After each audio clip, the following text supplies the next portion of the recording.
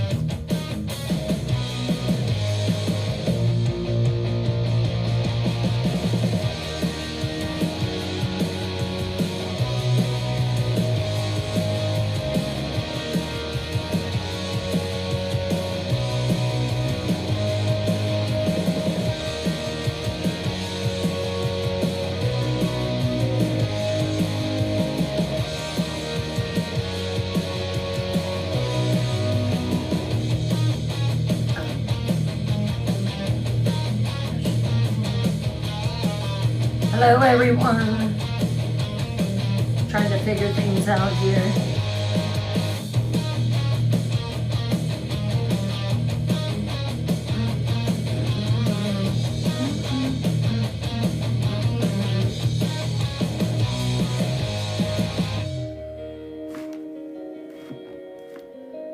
Hello everyone.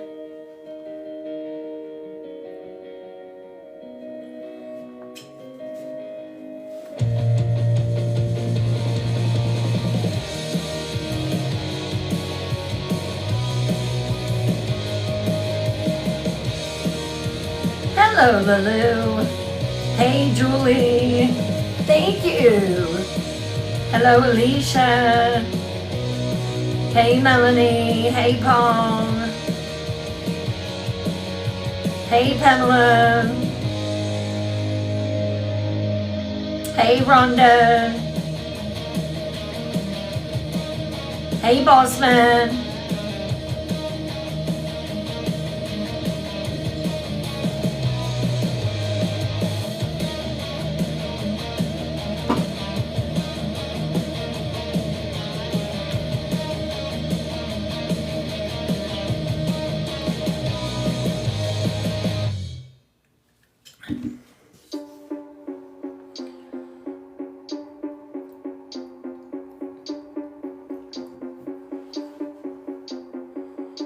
Hello, Palm.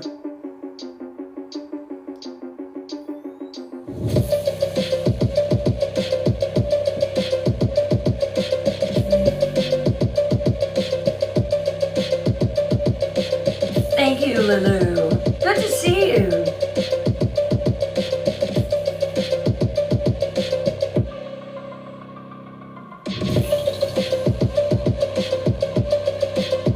Hey, Kim.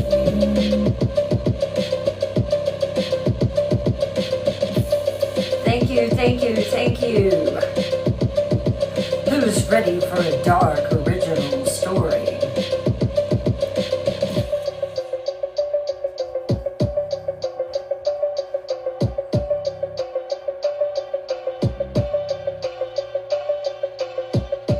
Hey, howling at the moon.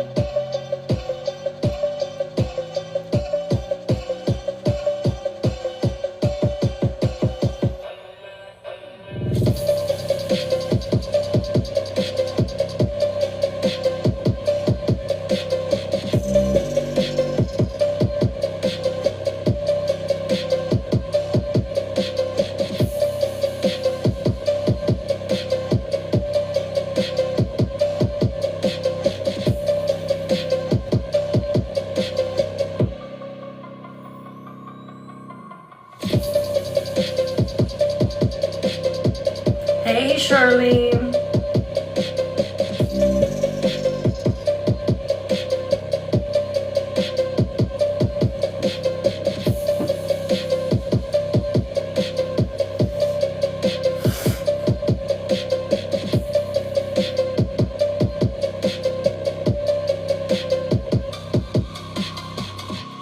for the comments. Hey, Carol.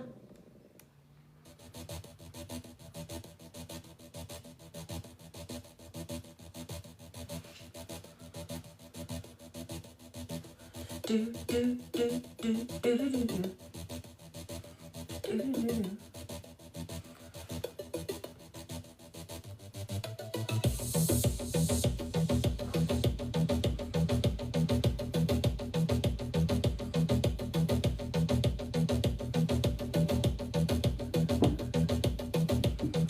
Welcome in. Let's start sharing the live, posting, reposting, sharing, tapping. Let's get people in here. Tonight's original story is one that I've been thinking about for months. And when I started writing it, you know, there are some stories where they're meant to be written. And this is one of them. And it may eventually become a longer novel, but right now I'll keep it as a work of a short story. Oh, good. Yeah, Melanie, it worked out well. I'm happy. I'm happy with it.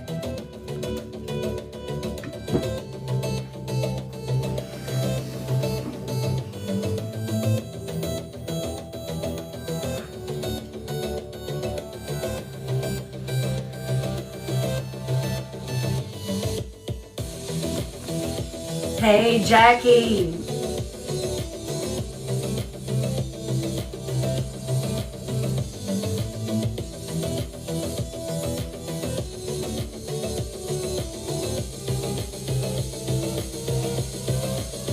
You're gonna love this one, Lulu.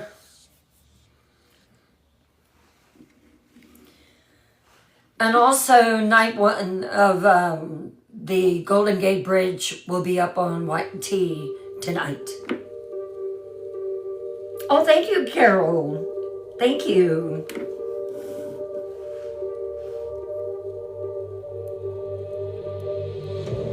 Hey, X. Thank you for the heartbeat. Hey, Diana.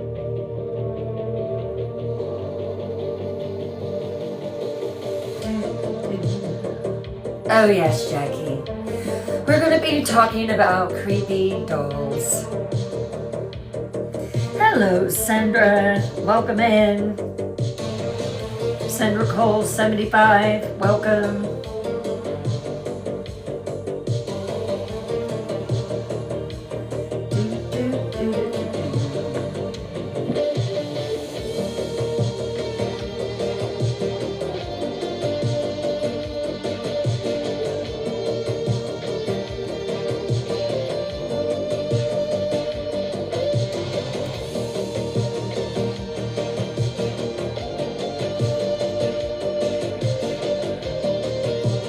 Welcome to Twisted Tales Live. I am your host, Bryn Morgan.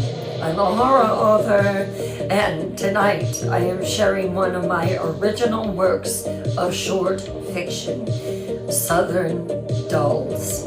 Do you like Southern Gothic horror?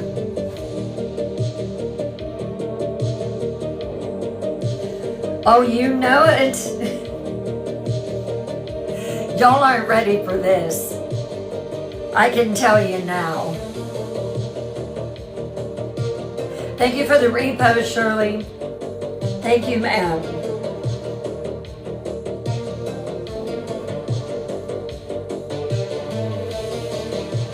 I'll be right back.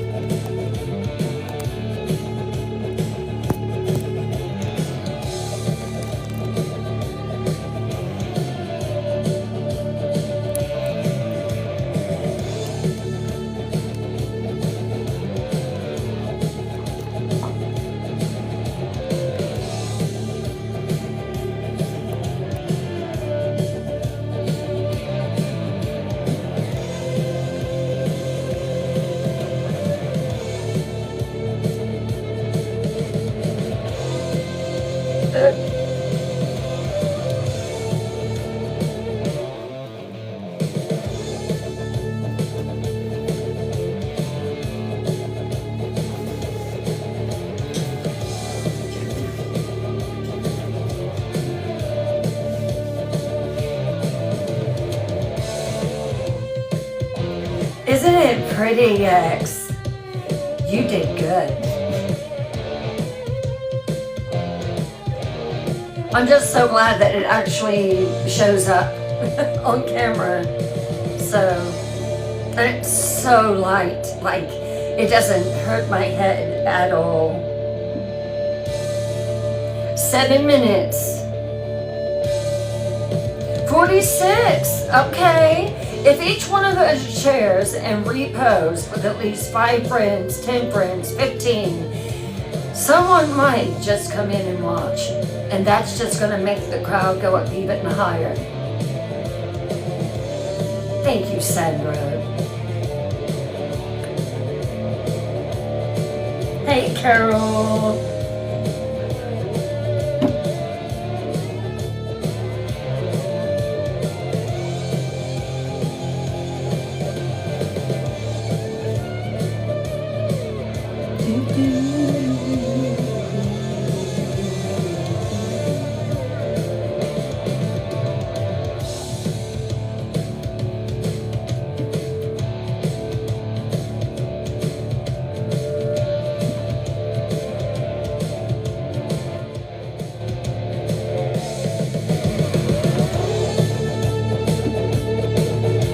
Lulu, thank you for the heartbeat. Thank you for the finger heart.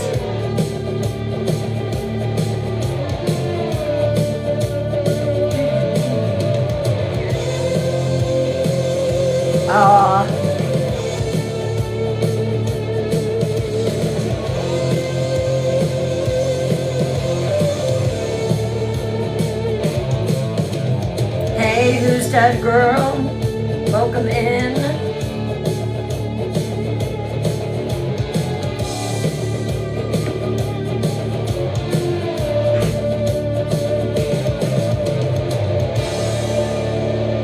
No, I'm not on YouTube right now. Not until we get monetized. I don't see any point of doing my channel and only having 2. So there has to be monetization. Spread the word. We need to get to 1,000 subscribers on YouTube. And it's free. So thank you for lighting up the friendship necklace.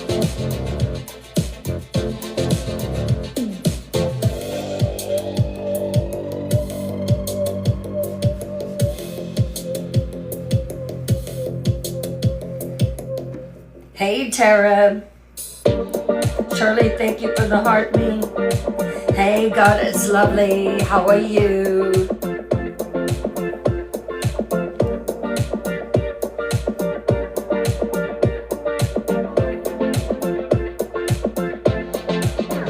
I hear you, Tracy. One day.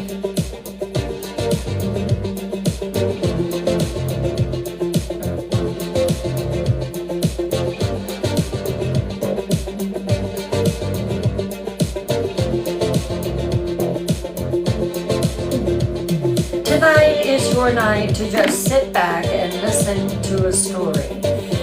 No questions, no audience interaction, just listen, relax, and enjoy. Hey, Martha.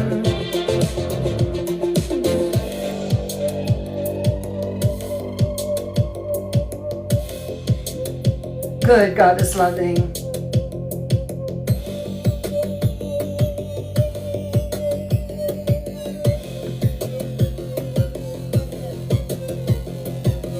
Thank you for the heartbeat.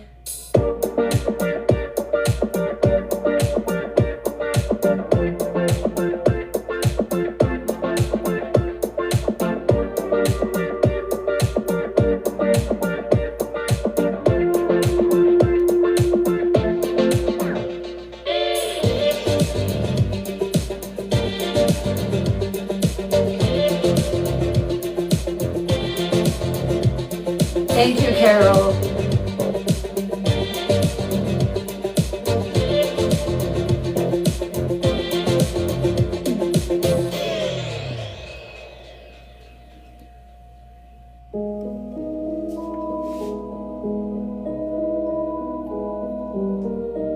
Thank you, thank you. Hello, Ebony Eyes. Welcome in.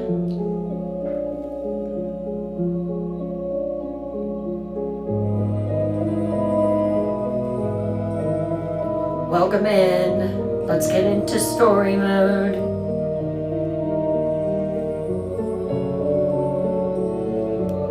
Thank you for the heart me. 1 minute.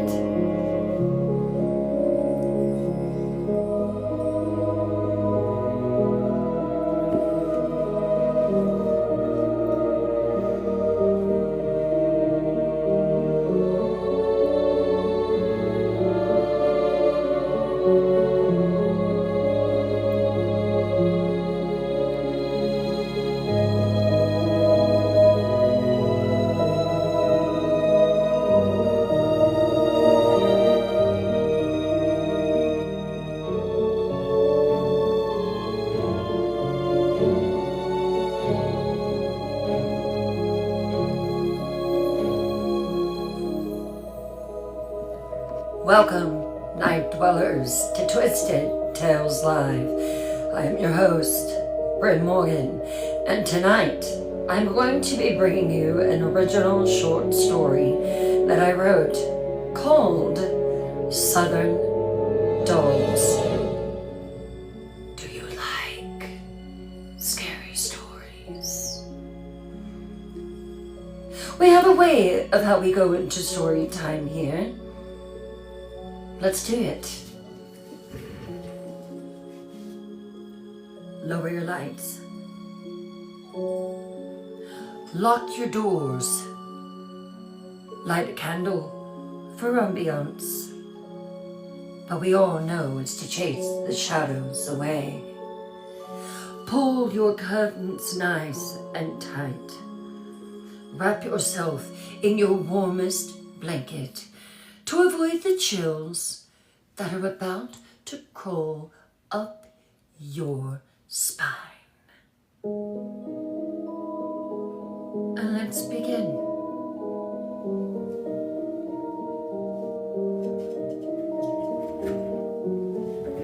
Oh, I love Snoopy. Welcome to the Night Room. I am the Night Queen. You are my night dwellers. You've came for a bedtime story, haven't you? Well, I do have a story, but I don't know that you'll be able to sleep after it.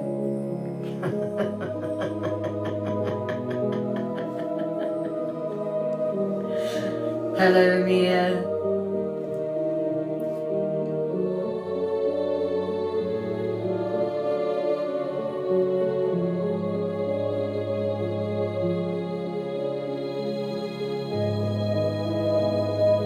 Good evening, Night Dwellers. Welcome back to the Night Room. Tonight's tale is one I've been saving, one that's been haunting me for months, clawing at the edge of my thoughts, not leaving. It's a story about love, about loss, about the desperate things we do when grief consumes us as a whole. It's about a woman named Addie, a woman running from her past, seeking safety, seeking peace, and two beautiful dolls, life-sized, perfect. This is a Southern Gothic tale, a dark magic and darker love, a protection that comes at a terrible price. So settle in, my night dwellers. Turn off your lights. Lock your doors. If you dare. This is the story, an original work of fiction by me, Bryn Morgan, which I've titled Southern Dolls.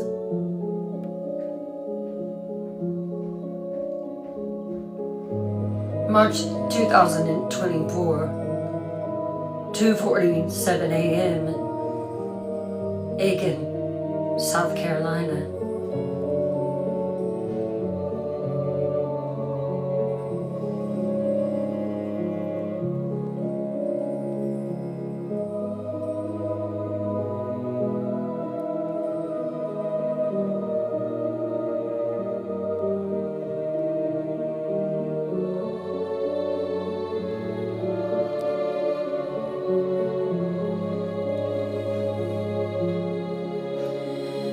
Addie Cole sat in her car, parked across the street from a house she'd called home for 4 years. A house that never felt like home.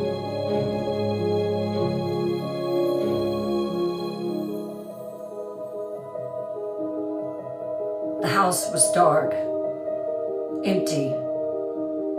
He was at work. Third shift at the manufacturing plant, 10 p.m. to 7 a.m. every night, like clockwork. Which meant that she had 4 hours, maybe less, to get in, get what she needed, and disappear.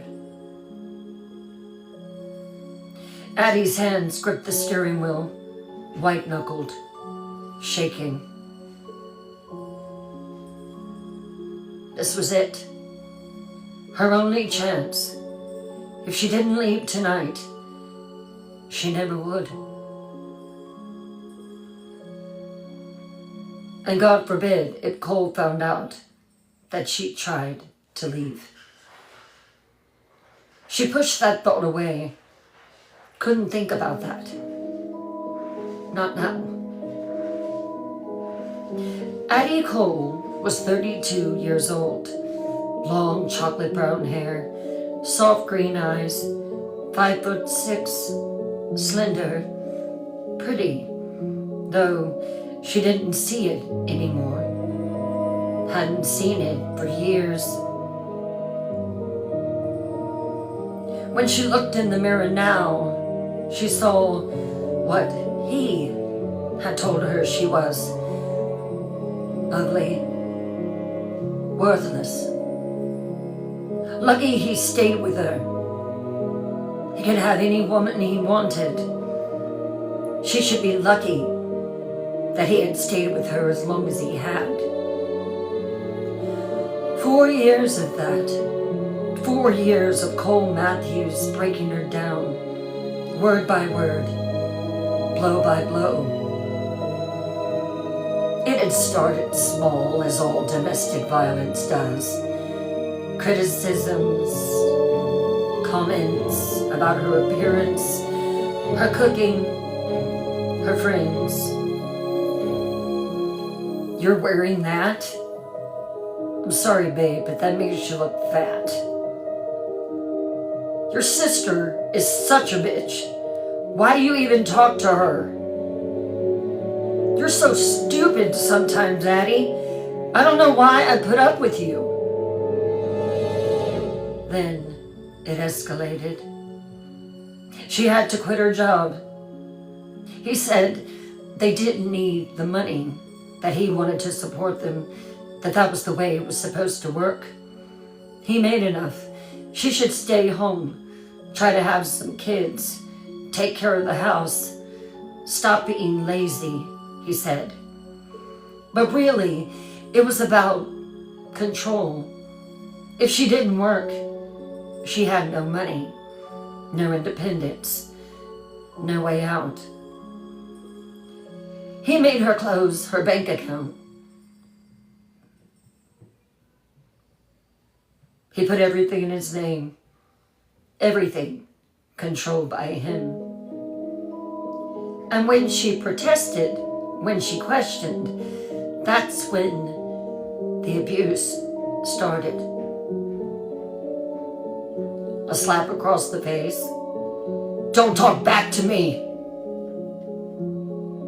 A punch to the ribs. You think you're better than me? Just because you went to college and got a degree? Fingers wrapped around her wrist, squeezing until bones ground together. You're not going anywhere. You belong to me. And the worst part, the part that made her hate herself, was that she stayed. For 4 years, she stayed. Because leaving seemed impossible. Where would she go? She had no money, no car, no job. He'd cut her off from her friends, from her family. Her sister, Rebecca, lived in Atlanta, 2 hours away, but Cole had poisoned that relationship, made Addie think that Rebecca hated her, made her ashamed to reach out. That was until 3 weeks ago. 3 weeks ago, Cole had come home drunk, angry. Something had happened at work, but he wouldn't say what. But Addie could tell. He grabbed her, slammed her against the wall, his hands around her throat.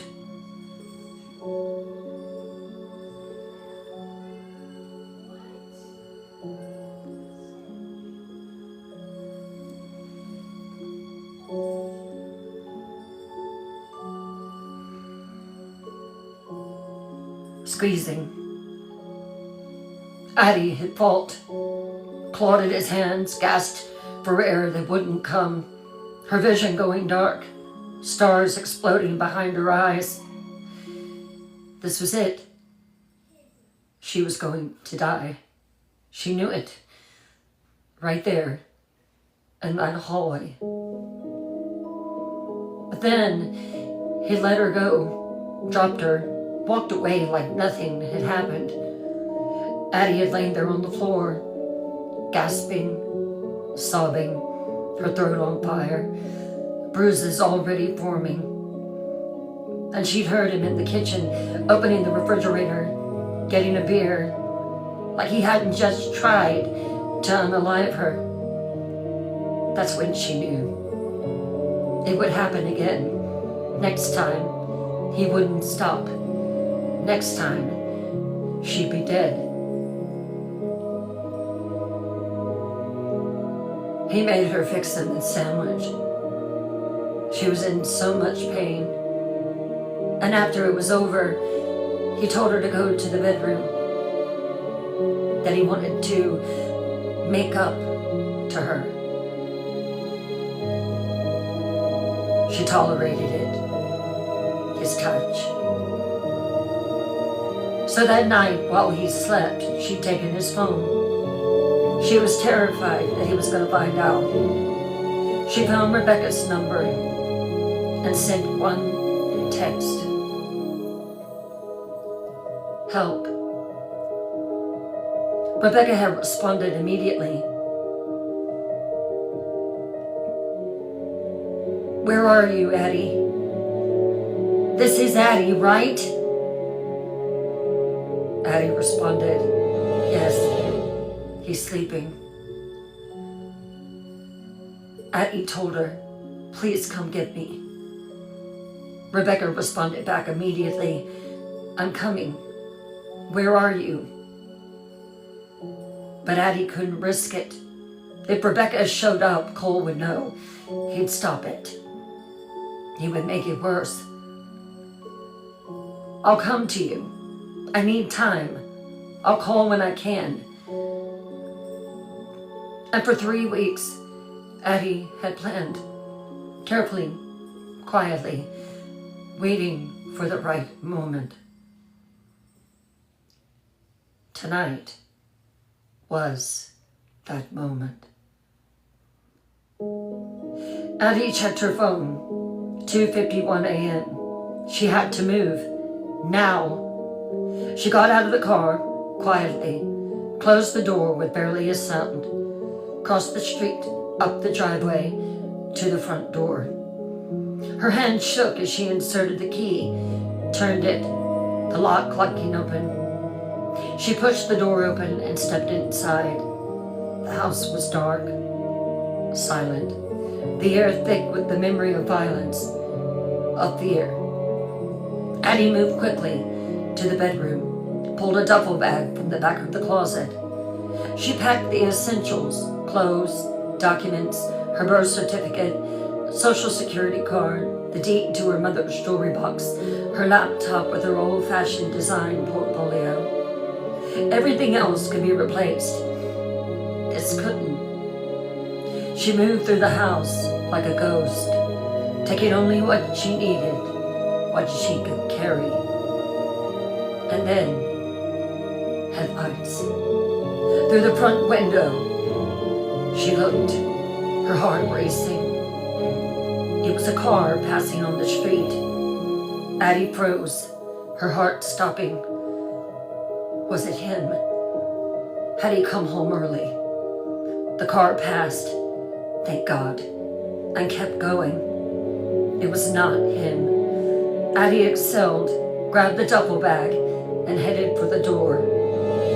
She got in her car, Rebecca's old Honda that she had driven to an abandoned parking lot 2 days ago, and told Addie it was hers now. The keys were hidden under the mat. She started the engine and pulled away. She didn't look back. She drove through the night, south, into Georgia, not to Atlanta, not to Rebecca. She didn't want to cause her problems because that's where Cole would look first. Instead, to a small town named Magnolia Springs, population 8,000, a place Cole had never heard of, a place that she could disappear. At 4:47 a.m., she crossed the state line into Georgia, and for the first time in 4 years, Addie Cole was free. 6 months later, September 2024, Magnolia Springs, Georgia, a small southern town, the kind with brick storefronts from the 1920s, Spanish moss hanging from the live oak trees, a town square with a white gazebo where families took pictures.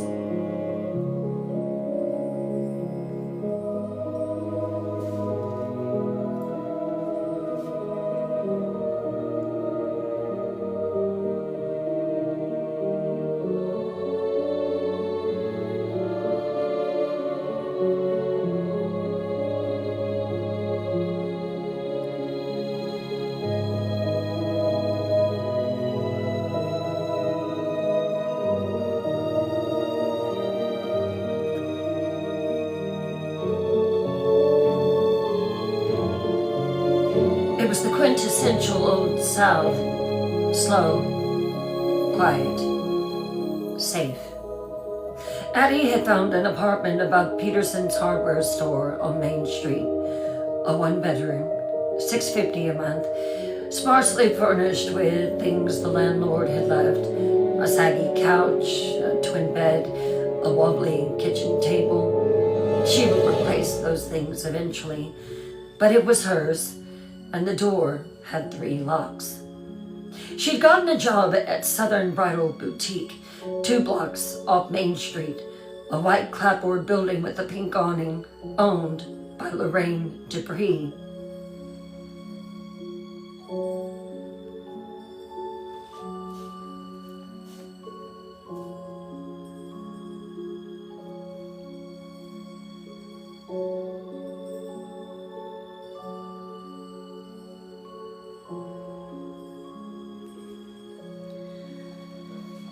Lorraine was 65. Silver hair, always perfectly styled, pearls, kind eyes. She'd hired Addie with barely any questions. Addie showed her her portfolio from college, and Lorraine was hooked. You know how to sew, too? Oh, yes, ma'am. You show up on time? Yes, ma'am. Good. You start Monday. That had been 4 months ago. Now Addie worked in the back workroom, doing alterations, creating bridesmaid dresses, custom work. The workroom was her sanctuary. 2 industrial sewing machines, a large cutting table, bolts of fabric organized by color, a dress form, windows facing east.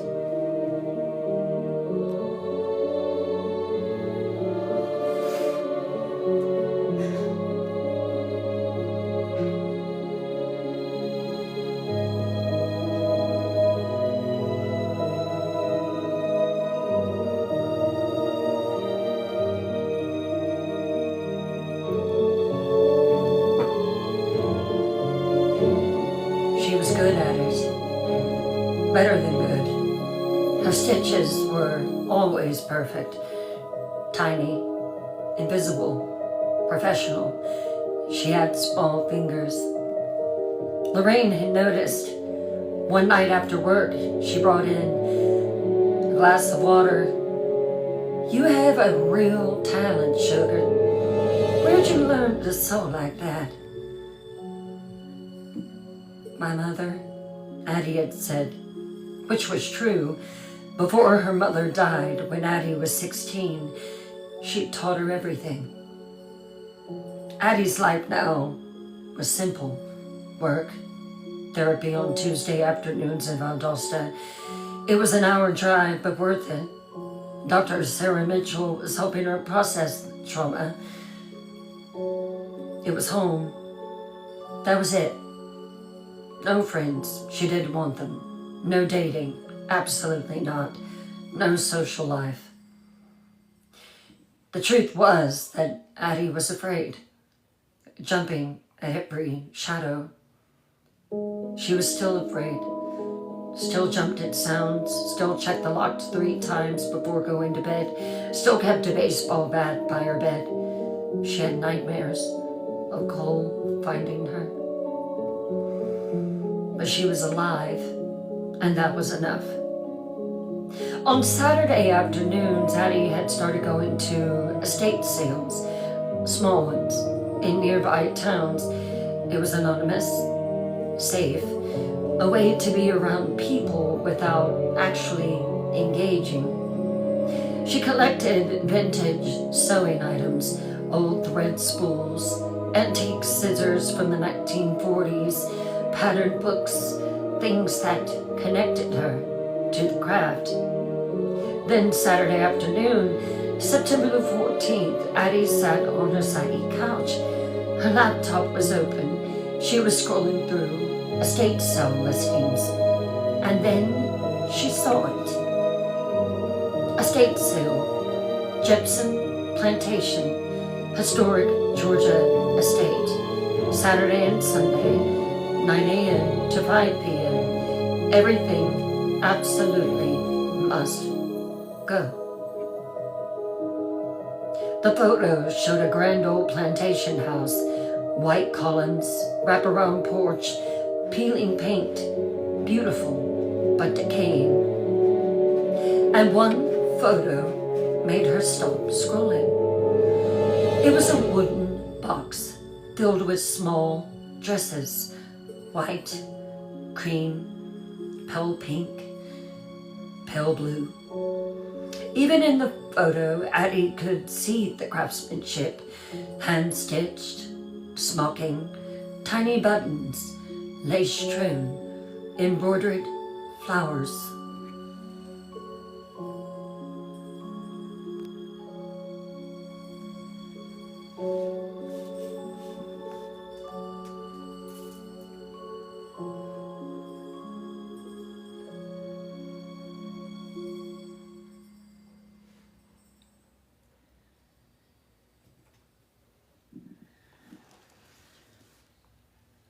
She zoomed in on her touchscreen. Hours and hours of work. Obsessive attention to detail. Addie felt something stir. Curiosity, professional interest, perhaps. The address was 4892 Jepson Road, Magnolia Springs, Georgia. It was 30 minutes away. But what else did she have to do? She looked at the clock. It was 2:17 p.m. The sale was open until 5. Decision made. She grabbed her keys, her purse. She was going to Jepson Plantation, and hopefully those beautiful dresses would still be available. The drive was 30 minutes out of town, past the last gas station, past the last house, into the countryside.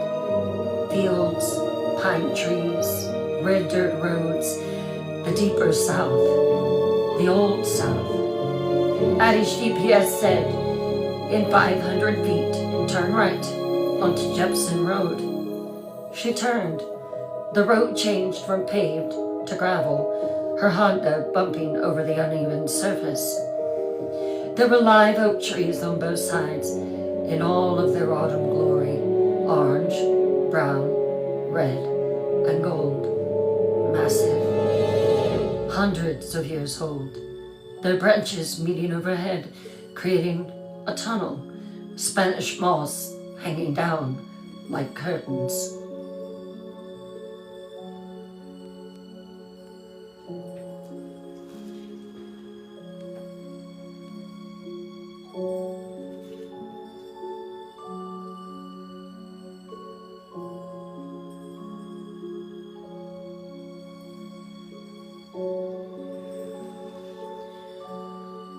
Beautiful, but also something else.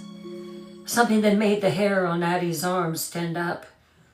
The road went on and on and on, half a mile, 3/4 of a mile. Then, there, Jepson Plantation.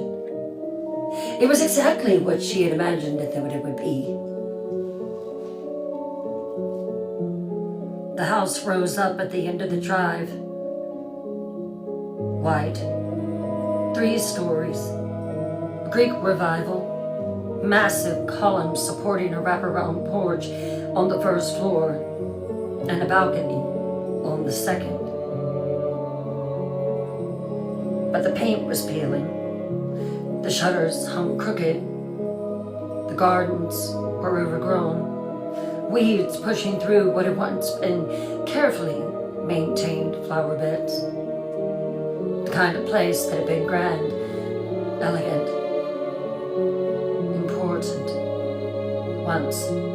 Now it was just fading, dying, like everything in the South eventually did.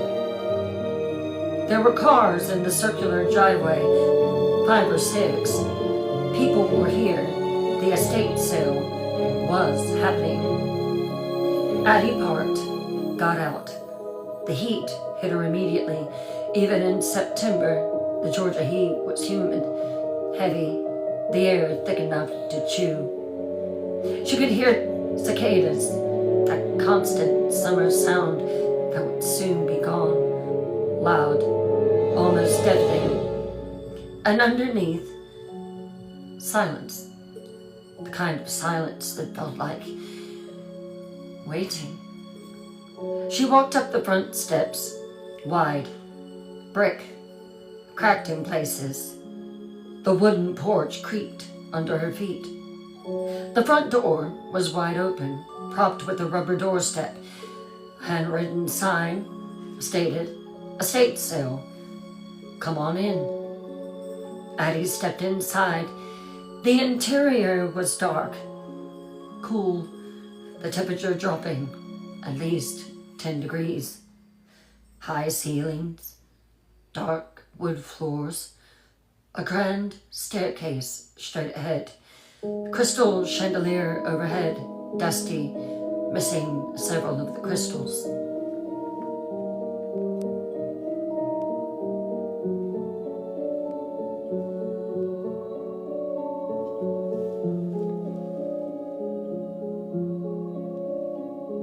Portraits on the walls,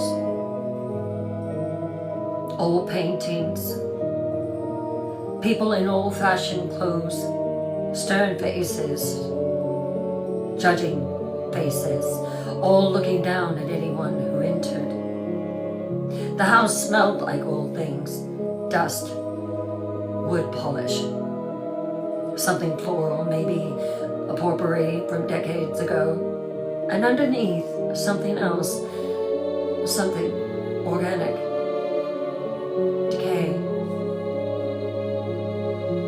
There were people that were browsing, a couple in their 50s looking at some Queen Anne furniture, a younger woman examining fine-boned china, an elderly man flipping through books, and behind a folding table near the front door sat an old woman, 70 maybe, white hair, floral dress, reading glasses, a cash box in front of her with a small battery-operated fan blowing on her face. She looked up when Addie entered, smiled, warm, tired. "Welcome, honey. Feel free to look around. Everything's tagged. If you have questions, just holler."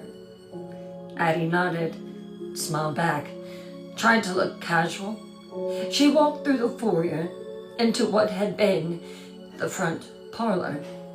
More furniture, antique, Victorian, heavy dark wood, velvet upholstery, worn thin in places, tables, chairs, a settee, a piano in the corner, and on every surface, things, the accumulation of life, of lives, generations of a family. Vases, candlesticks, picture frames, books, lace doilies, china figurines. Addie moved through the rooms, intent on only finding one thing, slowly, looking, her seamstress eye always drawn to fabrics, to textiles, and then, through an archway, she saw it. The box, wooden, large, sitting on a side table against the wall. It was the box from the photograph. Addie walked toward it, her heart beating faster. That feeling you get when you're about to discover something special. She reached the box, looked down, and there they were. The dresses. Small, so small. Children's dresses, folded carefully, stacked in the box. White, cream, pale pink, pale blue, lavender, yellow. But not just dresses, works of art. Addie lifted one, carefully, reverently, afraid that it would fall apart in her hands. It was a white dress with tiny pink rosebuds embroidered around the collar, smocking on the bodice. Perfect, even stitches, puff sleeves, a sash that tied in the back. She turned it over, examined the seams. Oh my God! They were French seams. The stitches so tiny that they were almost invisible. The hem hand-rolled. This wasn't machine work. This was hand-stitched. Every single stitch. Hours and hours. Days and days of work. Addie lifted another. This one was pale blue with white lace trim, more smocking, tiny pearl buttons down the back. And then another, lavender, with embroidered flowers along the hem. There were at least a dozen. maybe more beneath, possibly 15, all different, all exquisite. Beautiful, aren't they?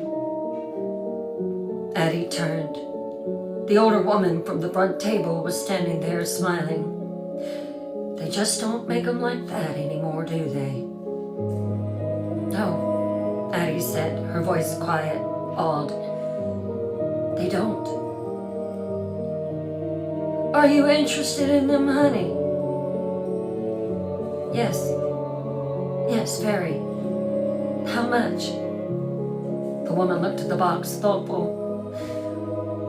Well, they've been sitting here all day. Nobody's really looked at them. I suppose $20 for the whole box. Addie almost passed out. $20? These were museum quality hand-stitched dresses. Addie almost laughed. I'll take them before you change your mind. The woman smiled, wider, genuine. Oh, I'm so glad. Miss Jepson would be pleased. Addie picked up the box. It was a little on the heavy side. She carried it back toward the front table.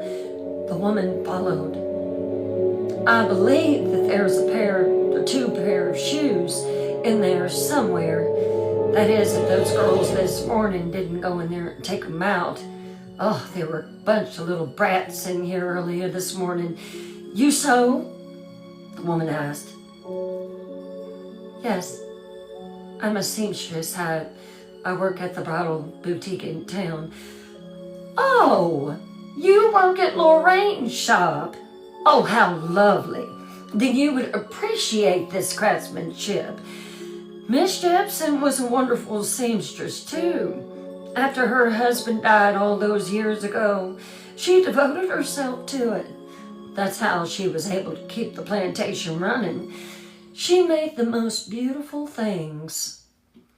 Addie set the box on the table, pulled out her wallet. Did she make these for her children? The woman paused. Something flickered across her face, something Addie couldn't quite read. Oh, no, honey, these aren't children's dresses. Addie blinked. I'm sorry. They're doll dresses. Addie stared at the woman, then down at the dresses in the box. Doll dresses, but they were so big. She'd assumed they were for someone perhaps 3, 4, 5 years old, maybe. Doll dresses. Oh yes, Miss Jepson made them for her dolls. 2 of them. She made each dress to their exact measurements. Very precise about it. Very particular. The woman, Addie noticed a name tag now, Lynn Croft, continued. The dolls were here earlier. Those bratty girls were in here playing with them this morning, had one of them by the hair. Must have laid them down somewhere. I'll try to find them before you leave. Oh, it's okay. I just want the dresses. Addie felt something shift. A small unease. So, the dresses were made for specific dolls? Oh yes, Miss Jepson made them to fit perfectly. They won't fit any others, I'm afraid. They're too specialized. Lynn looked at Addie thoughtfully. You know what? You should have them. Let me find them. The dresses were made for them. They should go together. I'll throw them in for free. Addie opened her mouth. Again, she didn't really want dolls. She wanted the dresses to study, to examine the technique. But Lynn was already bustling away. Let me just look. They gotta be here somewhere. Addie stood there, the box of dresses on the table waiting. 5 minutes passed. then 10. Lynn returned, frowning.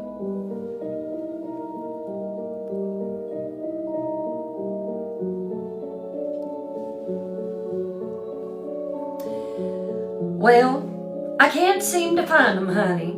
The girls must have put them somewhere. I tell you what, why don't you leave me your number and I'll call you when I find them. You can pick them up. Addie hesitated, then nodded, wrote her number on a piece of paper that Lynn provided. She paid her $20. Lynn gave her a receipt and helped her carry the box to her car. You're gonna love them, Lynn said. The dolls, they're quite something. Miss Jepson's pride and joy.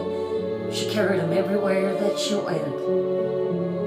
Addie drove home, the box in her passenger seat, thinking about the dresses, about Miss Jepson, about the hours of work, the obsessive detail.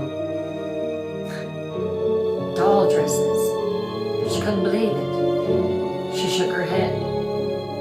That evening, Addie spread the dresses out on the kitchen table, marveling at them. Under the overhead light, they were even more beautiful, each one unique, each one perfect. She didn't find 2 sets of shoes, 4 kid boots. 2 were white, 2 were black.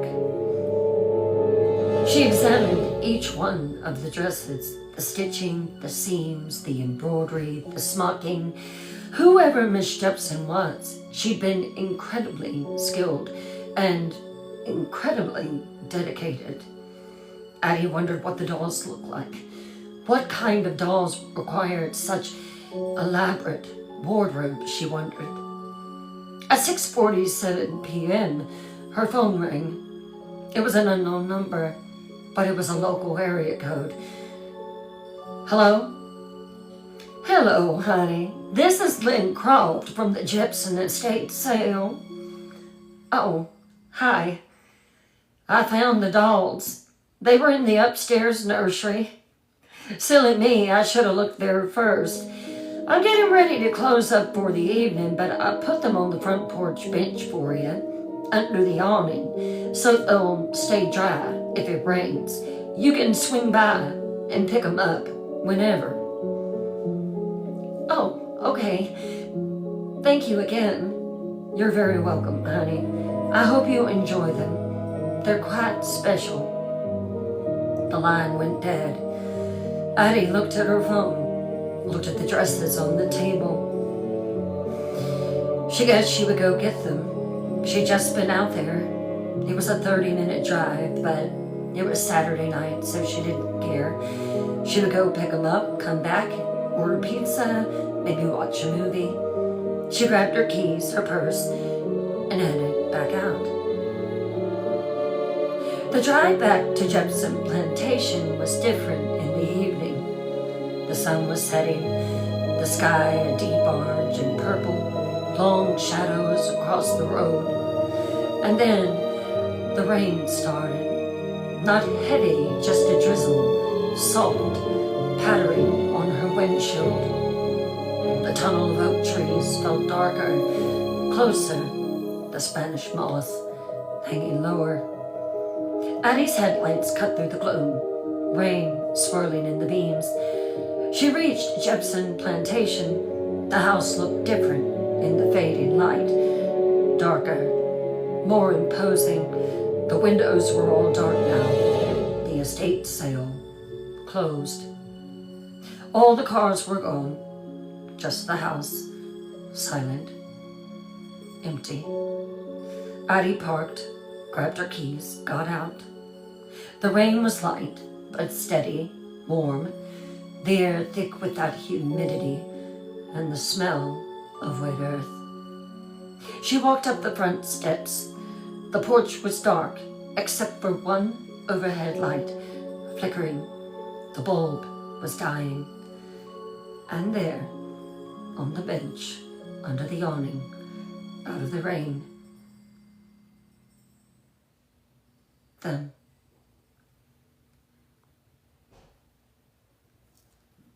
Two dolls, but not little dolls, not porcelain dolls you put on a shelf. Life-sized dolls, child-sized, maybe 3.5 feet tall, she guessed, sitting on the bench, side by side.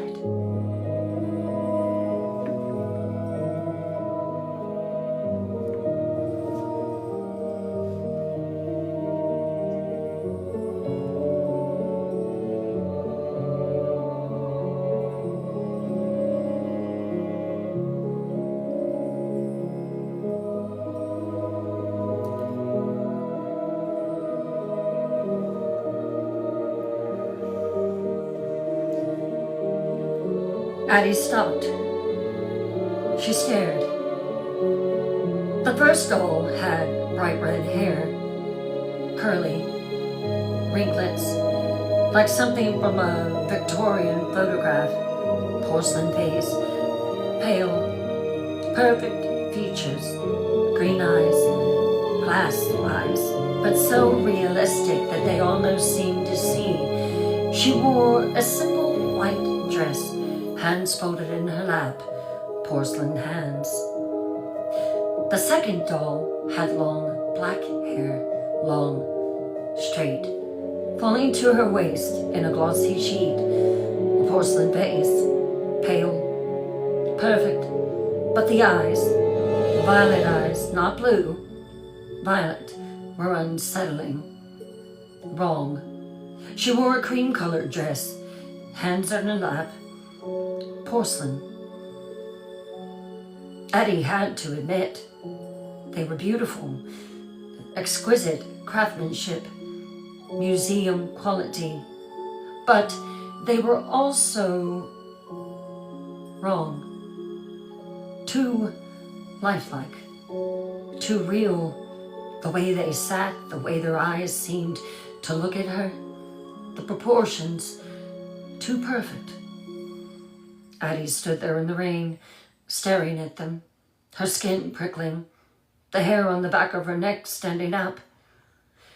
There was a note attached to the red-haired doll's porcelain hand with a safety pin. Addie stepped forward, carefully, her hand shaking slightly. She unpinned the note and unfolded it. The handwriting was elegant, old-fashioned, looping, cursive. She read, "These were Miss Jepson's pride and joy.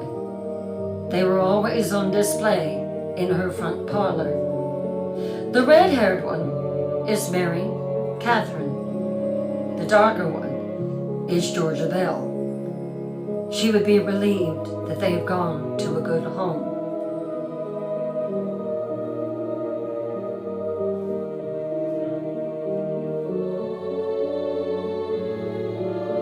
Mary Catherine, Georgia Bell. Not generic names, specific names, like they were real children. The doll stared back at her, glass eyes catching the flickering porch light. Addie folded the note and put it in her pocket. She should take them. That's why she was here. They came with the dresses. They were a set. But God help her, she didn't want to touch them. Something in her, some deep primal part, was screaming at her to get back in the car and leave. But that was ridiculous. They were just dolls. Expensive dolls. Antique dolls. Addie reached out, picked up Mary Catherine first, the red-haired one. She was heavy, solid, the porcelain cold under Addie's hands. The hair felt real, human hair maybe, sewn into the scalp. The eyes stared up at her, green, glassy, unknowing. Addie carried her back to the car, laid her carefully in the back seat. Went back for Georgia Bell, the one with the black hair and the violet eyes. She was even heavier than Mary Catherine. The violet eyes looked at her, through her. Addie put her in the back seat next to Mary Catherine. She closed the door, got in the front. She started the engine. The headlights came on, illuminating the front of Jepson Plantation. Addie put the car in reverse, backed up, turned around, drove down the oak tree tunnel. In her rearview mirror, she could see the dolls in the back seat, sitting there, faces forward, staring. She looked away, back at the road, driving faster than she should on the gravel, away from Jepson Plantation, taking Mary Catherine and Georgia Bell home with her. Addie parked the car in the alley behind the hardware store. It was her usual spot. She killed the engine and sat there for a moment. The rain had stopped. The night was quiet, humid, crickets chirping. She looked in the rearview mirror.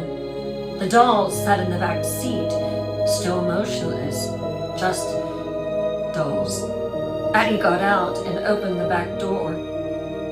She took Mary Catherine first, since she was the lightest, the red-haired one. Addie picked her up carefully, awkward, like carrying a stiff child, the weight, the solid porcelain body.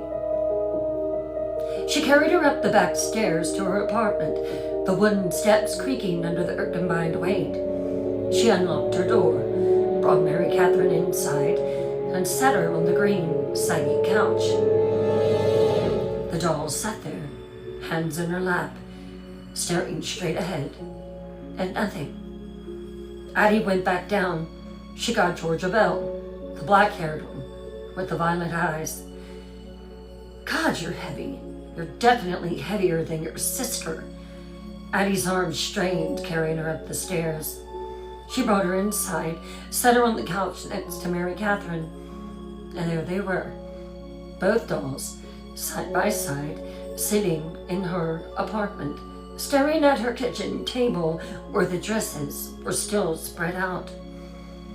Addie stood there, looking at them, turning her head.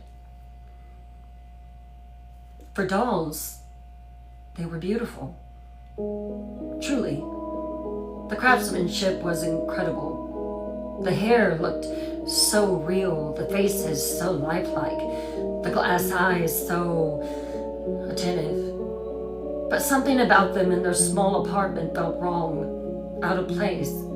Addie shook her head. She was being ridiculous.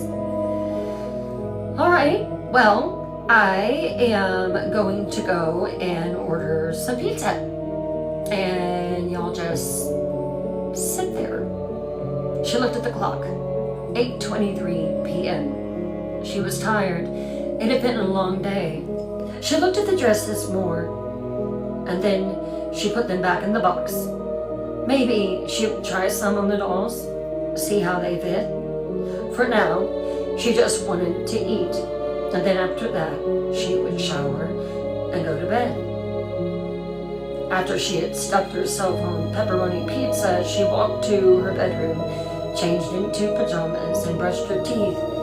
She came back out to turn off the living room lamp. There they were, the dolls, sat on the couch in the near darkness, the only light coming from the kitchen. Their eyes seemed to catch the light from the hallway, reflecting, glowing slightly. Addie reached for the lamp and hesitated. Should she move them? She could see them staring right in her bedroom. They looked so present, so watchful, just sitting there. But where else would she put them? She didn't have much space, and they were heavy. Addie, stop it. They're just dolls, she told herself. She turned off the lamp, walked to her bedroom, and decided she would close the door. She got into bed, lay there in the darkness, listening. The apartment was quiet, just the usual sounds. Traffic, nothing unusual, everything normal. Addie closed her eyes and tried to sleep. Addie fell asleep eventually. Not easily, but eventually. Her mind drifting, floating, the exhaustion pulling her down into darkness. And then she dreamed. She was standing in a doorway, looking into a room, a parlor, not her apartment, somewhere else, somewhere old.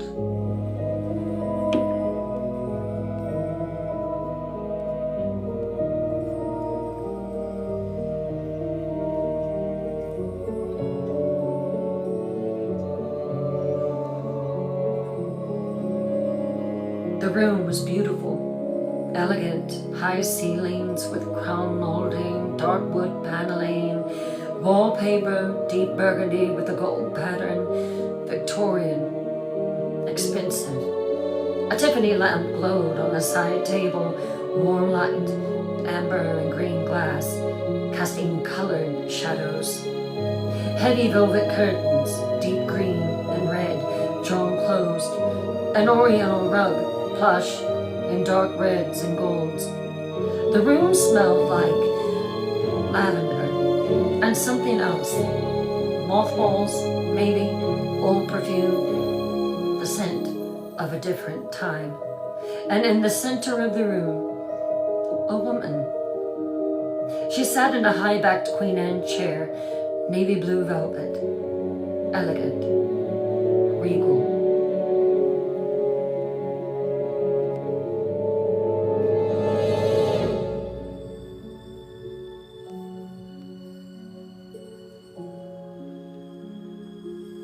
The woman was elderly, 70s maybe, older, silver white hair pulled in an old-fashioned style, a bun, neat, perfect.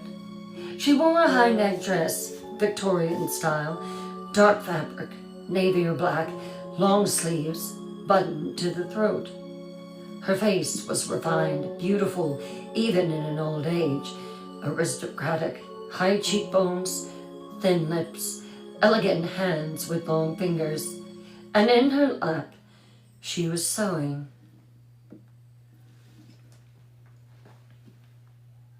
A small dress, white, delicate, her needle moving in and out, tiny stitches, precise, careful. Her fingers moved with practiced ease, years of practice, decades, a lifetime of this work.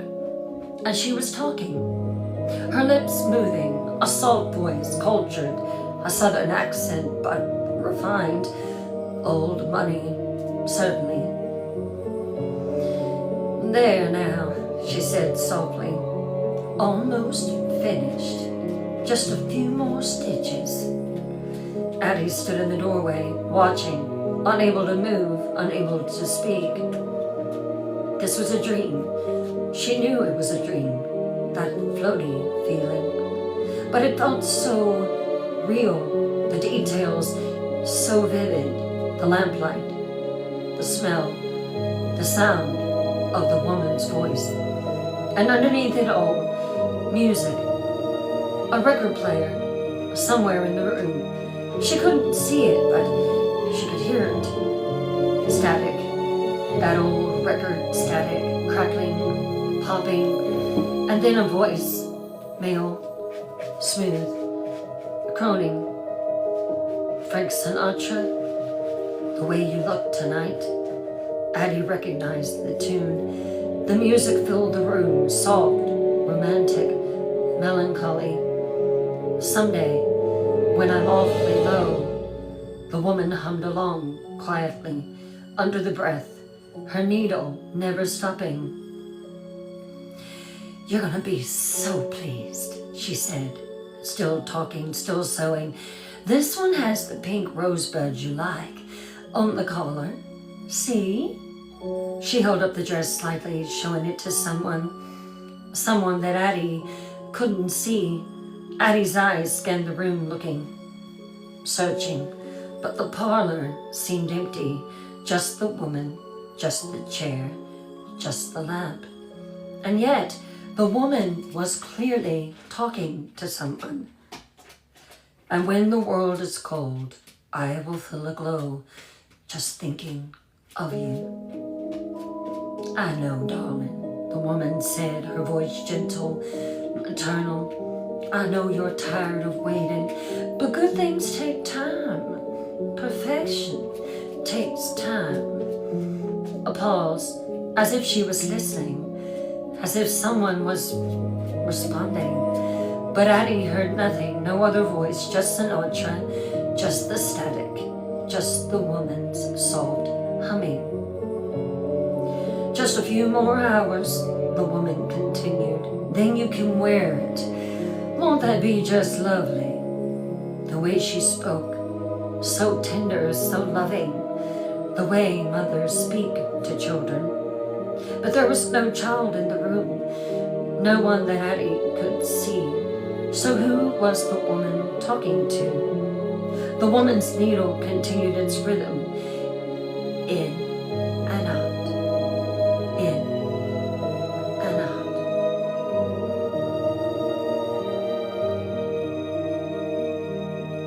And then the woman said suddenly, I know you're there, still focused on her sewing. Don't be shy.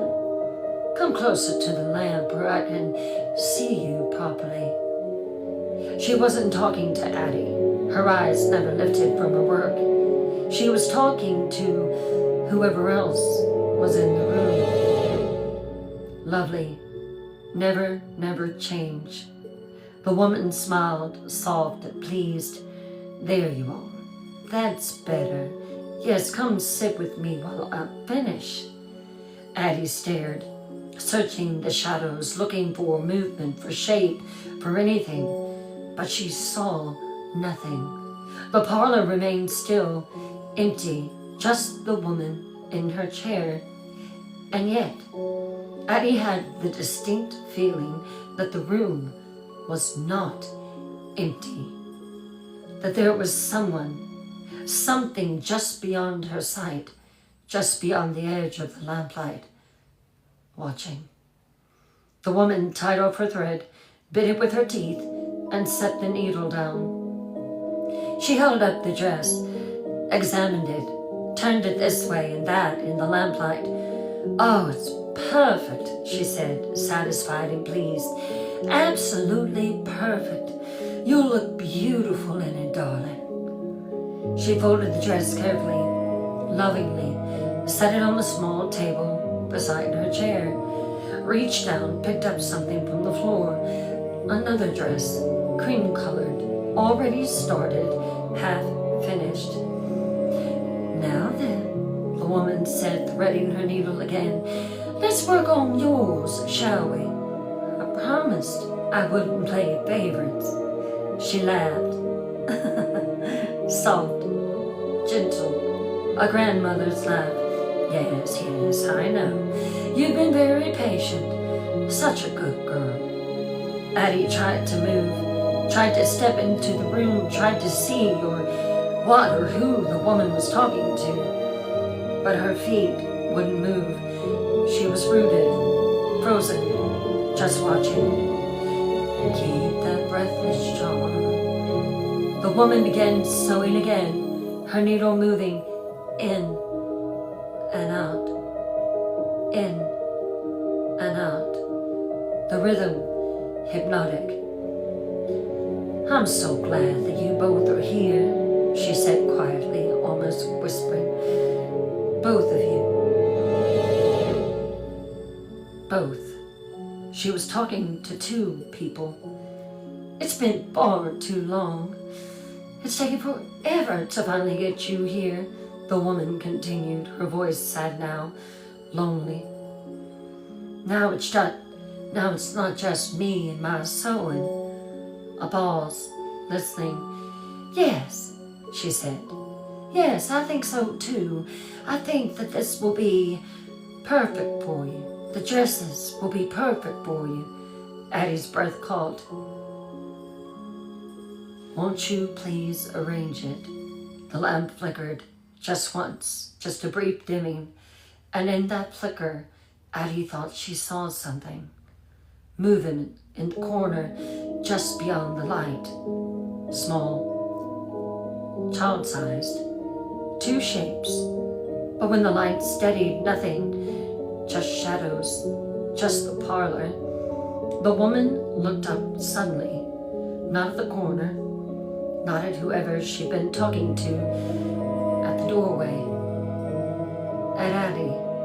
Their eyes met. The woman's expression didn't change, didn't show surprise, just recognition. As if she'd known Addie was there all along.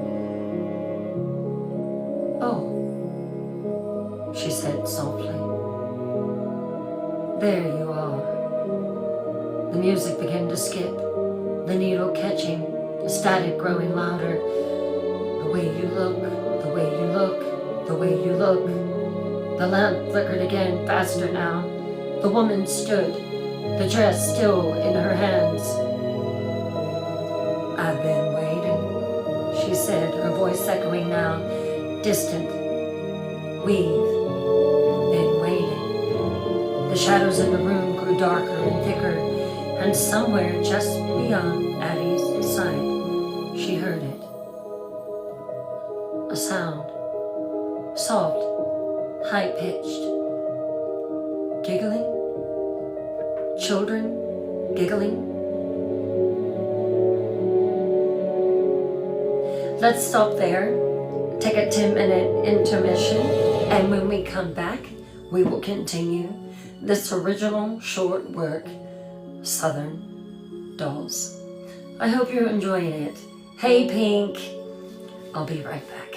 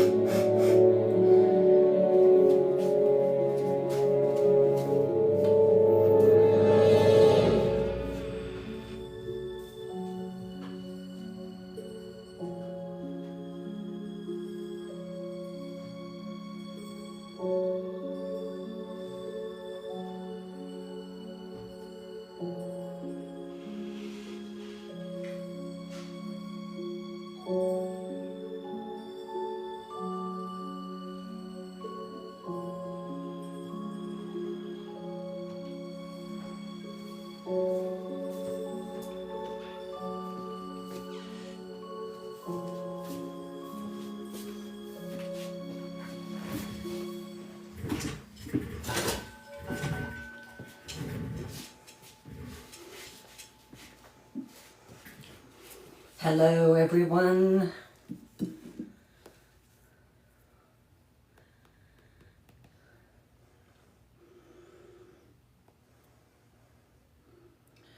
Thank you all for being here with me tonight for Southern Dolls.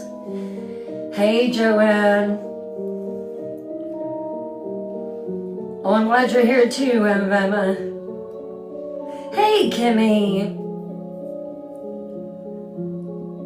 Oh, look at those questions. What a good crowd tonight.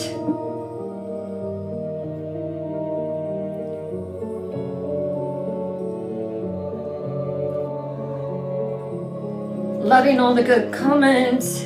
Thank you. Thank you so much for the taps, for the shares, for the reposts. Thank you, thank you, thank you.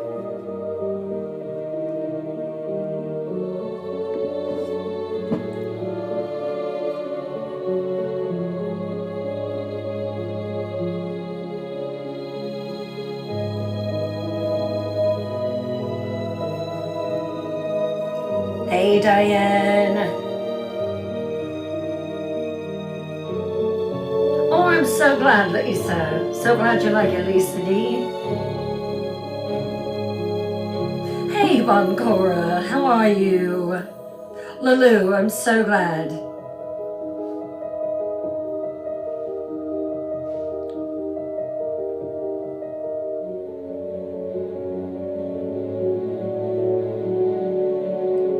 Aw. Yes, Rebecca. It is based on Mary Catherine and Georgia Bell.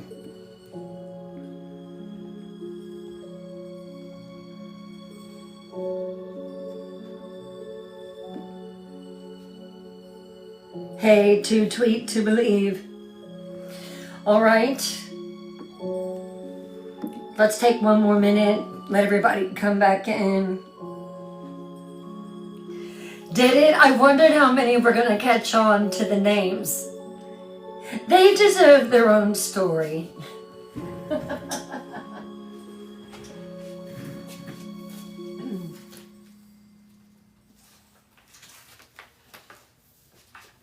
Mary Catherine. I don't know if you can see her or not.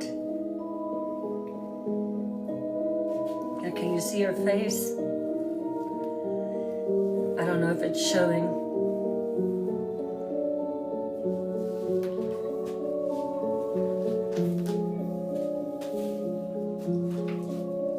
And then Mary Catherine, she's over there somewhere. She fell. She's probably pissed off at me right now. She is probably pissed off. You were able to see her? They did. They did. All right. Welcome back to Twisted Tales Live. Tonight I am telling my original short story, Southern Dolls. I had even thought about naming the title Georgia Belle and Mary Catherine, but it just wasn't appropriate. But I've always seen them as, yeah, she's definitely in the corner right now. Right. Let's get back into it, shall we?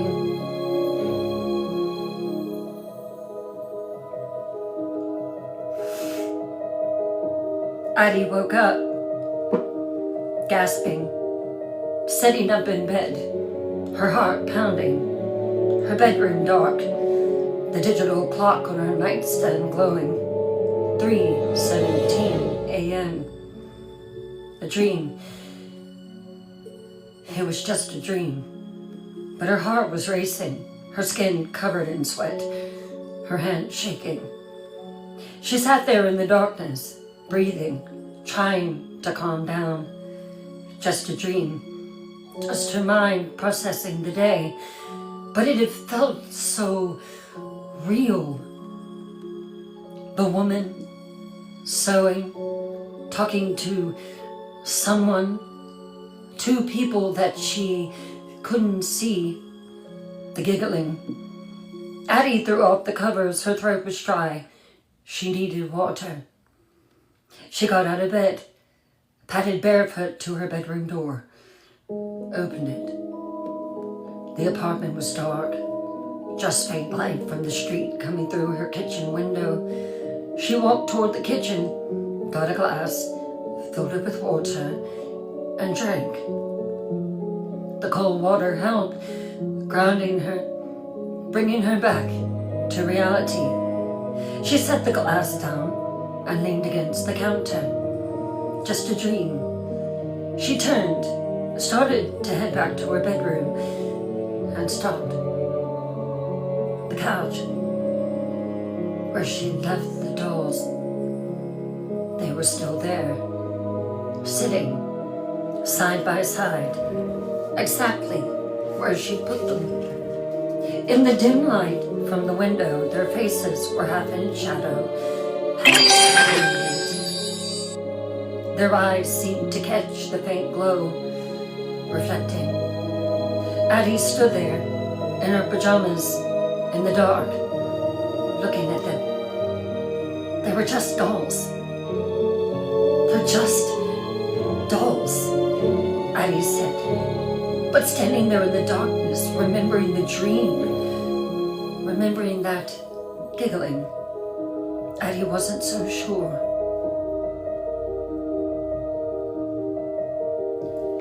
Southern Dolls, Part 2. Chapter 8. Sunlight streamed through Addie's kitchen window, bright, warm, normal.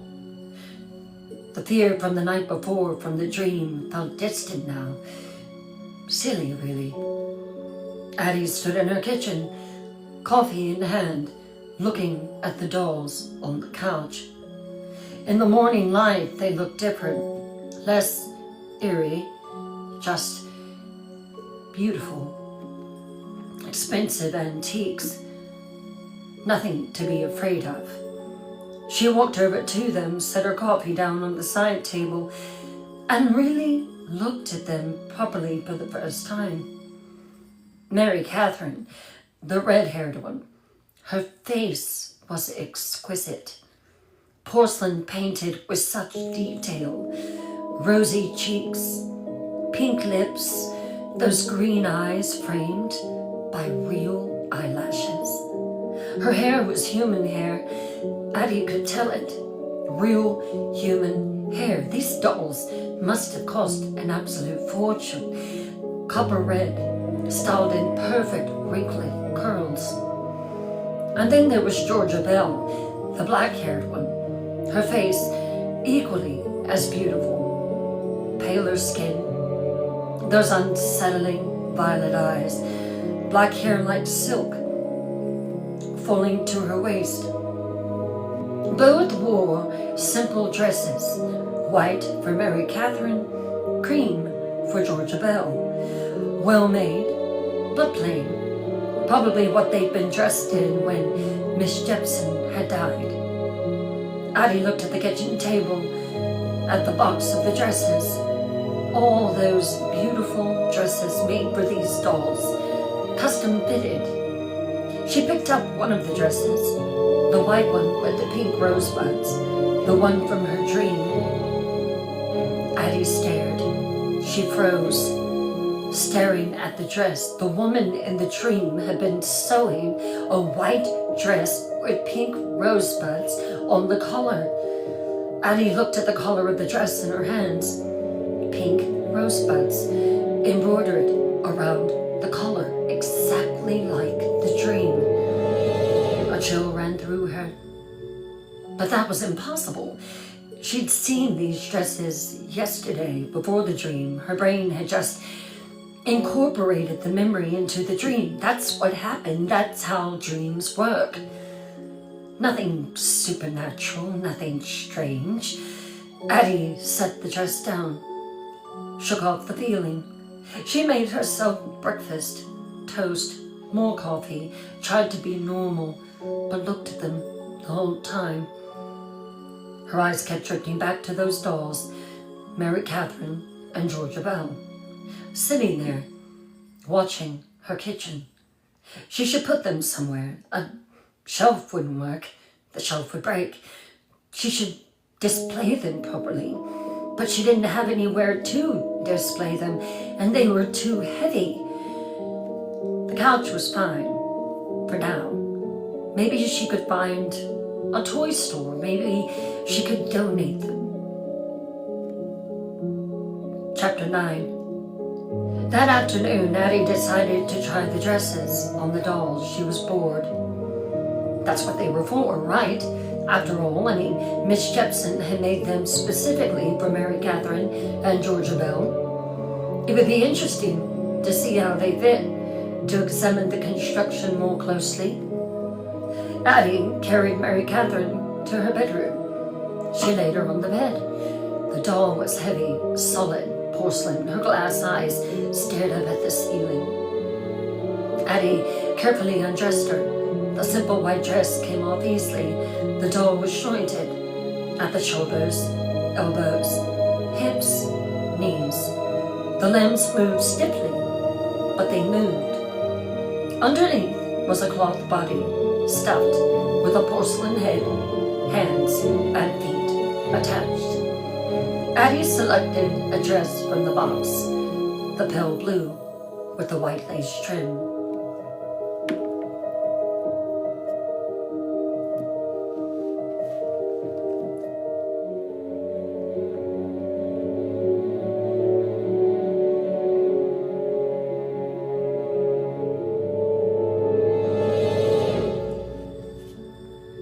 She slipped it over Mary Catherine's head, guided the arms through the sleeves, buttoned the tiny pearl buttons down the back. 23 buttons, each one barely bigger than a grain of rice. The dress fit perfectly, like it had been tailored just yesterday, not decades ago. Every seam, every measurement exact. Addie sat Mary Catherine up, arranged her hands in her lap, and smoothed the dress. There, Addie said quietly. Beautiful. She went back to the living room, got Georgia Bell, carried her to the bedroom, undressed her, selected a lavender dress with embroidered flowers. She dressed her carefully, another 20 buttons, tiny, perfect. The dress fit Georgia Belle just as perfectly as it did Mary Catherine, made for her, custom. Addie set both dolls on the bed, side by side, in their new dresses. They looked right, like this was how they were meant to be. "How are my southern dolls?" Addie said, the words coming out naturally without thinking. Southern dolls. Where had that come from? My southern dolls. When had she started thinking of them as hers? She looked at them, and Mary Catherine in her pale blue dress, and Georgia Belle in her lavender, and for the first time in 6 months, since leaving Cole, since running for her life, Addie didn't feel alone, which was crazy, because they were dolls, inanimate objects, porcelain, cloth, and human hair. But sitting there in her bedroom, dressed in their beautiful clothes, looking at them with those glass eyes, they felt like company. Addie spent the rest of the afternoon working. She brought her sewing machine home from the boutique months ago to do freelance work. She set it up on her kitchen table, started a new project. What about if she made nightgowns for the dolls? Simple white cotton, long sleeves, lace at the collar, and cuffs. She measured the dolls carefully, made paper patterns, cut the fabric, and sewed. And while she worked, she started talking to them. "I think you'll like these. They'll be comfortable for sleeping. Mary Catherine, I'm making yours with pink ribbon at the neck. Georgia Belle, yours will have lavender. Natural, easy, like talking to friends, to children." At 10:47 p.m., Addie finished both nightgowns. She took them to the bedroom, changed the dolls out of their day dresses and into their nightgowns, arranged them on the bed, propped against the pillows. There was barely room for her now. The twin bed was small. The dolls took up most of it, but Addie climbed in anyway, curled on her side at the edge, the dolls sitting behind her. "Good night, my southern dolls," she whispered into the darkness and fell asleep smiling. For the first time in months, she wasn't alone. The dream came again that night. Different this time. Darker. Addie stood somewhere else now. Not the parlor, not inside, but outside.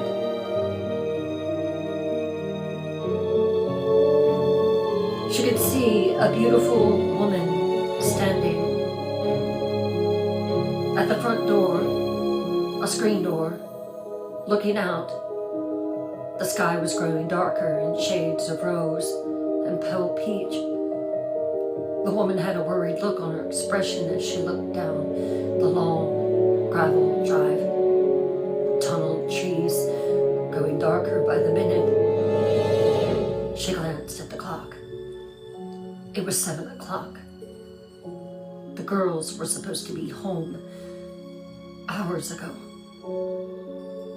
Where were they? She had called Kitty Purcell, who was a beauty queen instructor. The girls were going to be in the pageant for Little Miss Georgia in the neighboring county in 2 months. She had hired Miss Kitty because she was a beauty pageant queen herself. She had won several, and she wanted nothing more than for her daughters to follow in her footsteps. But they were not seen.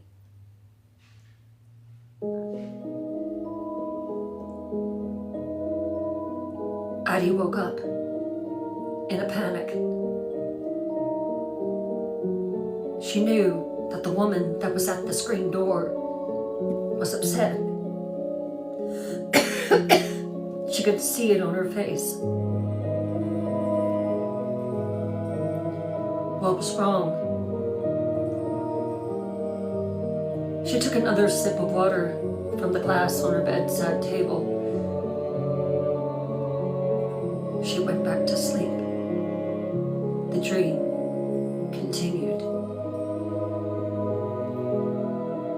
Mabel, I need you to stop worrying, all right? We're out there looking for him right now. Where are they, Bill? Where's Mary Catherine and Georgia Bell? Where are they? Honey, I'm telling you, they're fine. We've got the sheriff out there looking, the deputies. 3 counties are out there searching for them right now. We got bloodhounds on their scent. We're gonna find them.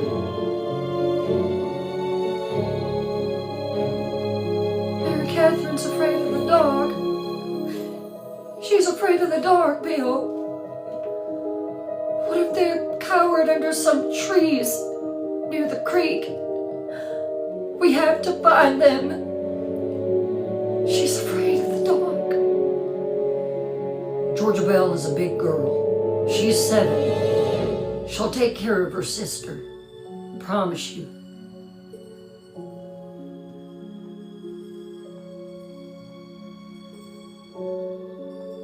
Addie woke up again. It was 6 a.m. She was highly unsettled. She went to work. She tried to focus on the bridesmaid dresses, the party of 10, 6 bridesmaid dresses in olive green, empire waist. The orders were coming at her so rapidly. In the back of her mind, though, she was only thinking about one thing. Mary Catherine. Georgia Bell. When it came time for her to clock out, she was ready to go. She went in the house, the apartment, and they were sitting on the bed just as pretty as you please.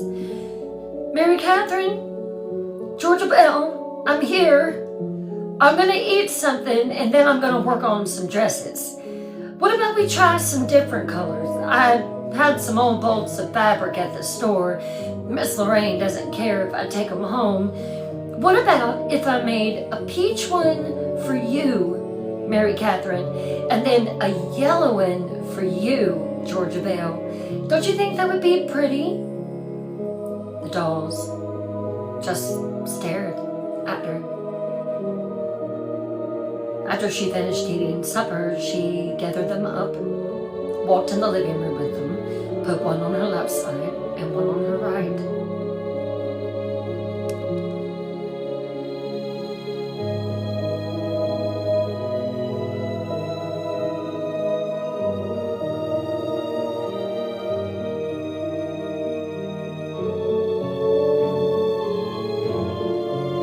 That night, the dream came again. But this time, there was a beautiful red-headed woman with copper hair laying on the bed in a fetal position, sobbing, crying.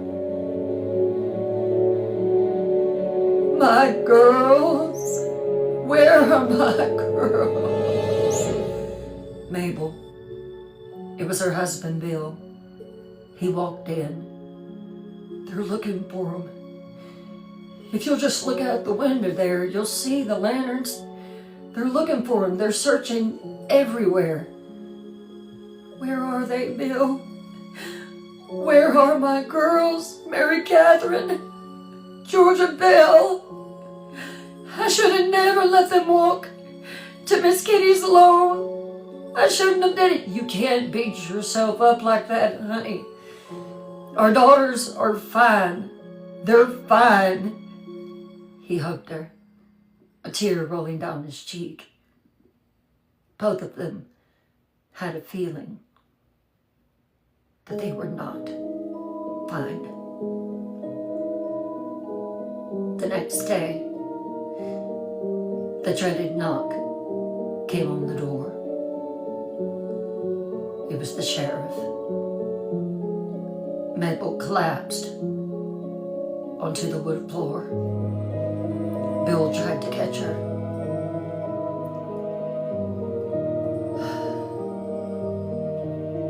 Just tell us. Just tell me right here. It's not good, Mr. Jepson.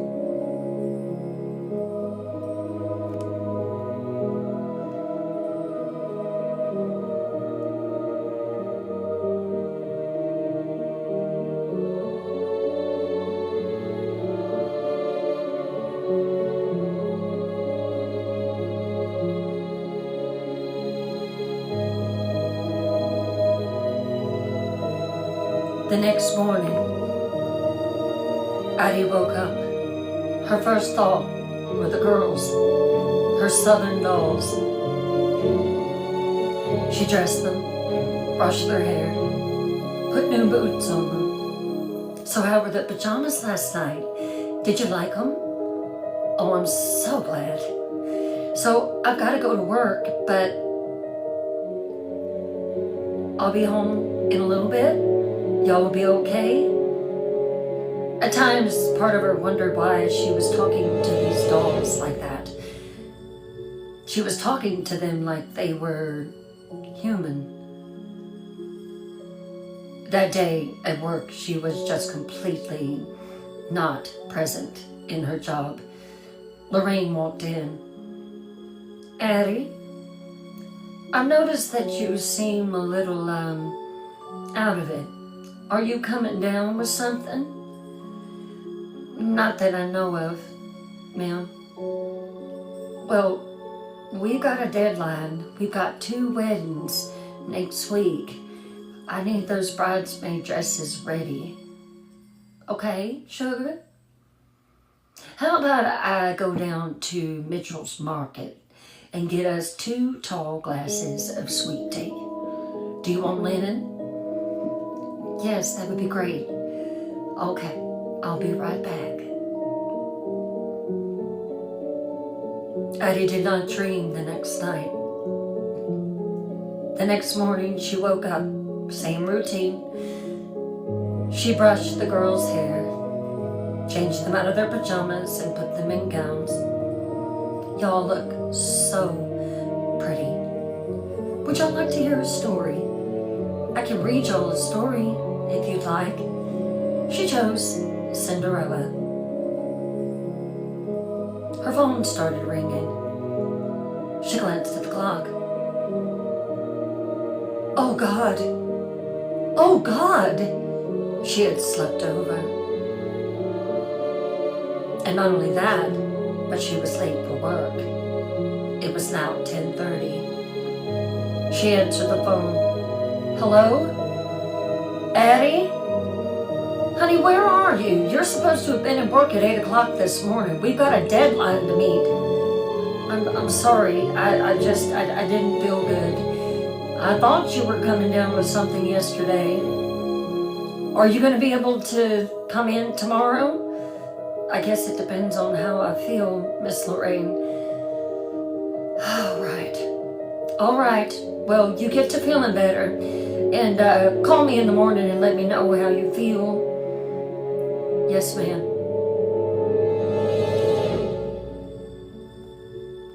That night, Addie dreamed again.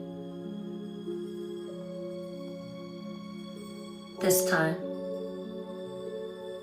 it was darker. She stood somewhere else now. Outside, a cemetery.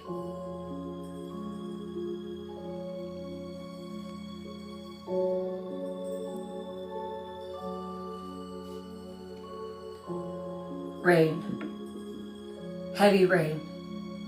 Coming down in sheets. The sky gray and oppressive. Addie stood at the edge of the gathering. People in black. Umbrellas. A funeral.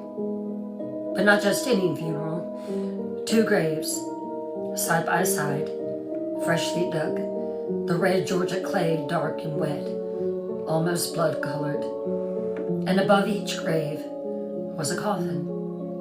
Small coffins, white, child-sized, covered in flowers, wilting in the rain, white roses, pink carnations, baby's breath, the flowers of innocence, of children. Addie's breath caught. She tried to move closer to see. The mourners stood in a semicircle, maybe 20 people, all in black, all solemn. A minister stood at the head of the graves, old, white-haired, his Bible open, rain soaking the pages. His mouth moved, speaking, but Addie couldn't hear the words. Just the rain, just the thunder rolling in the distance. And in the front, a woman, young, 30s baby, wearing a black morning dress, Victorian style, high-necked, long sleeves, a veil covering her face. But even through the veil, Addie could see her crying, her body shaking, barely able to stand. A man stood beside her, supporting her, his arm around her waist, holding her up.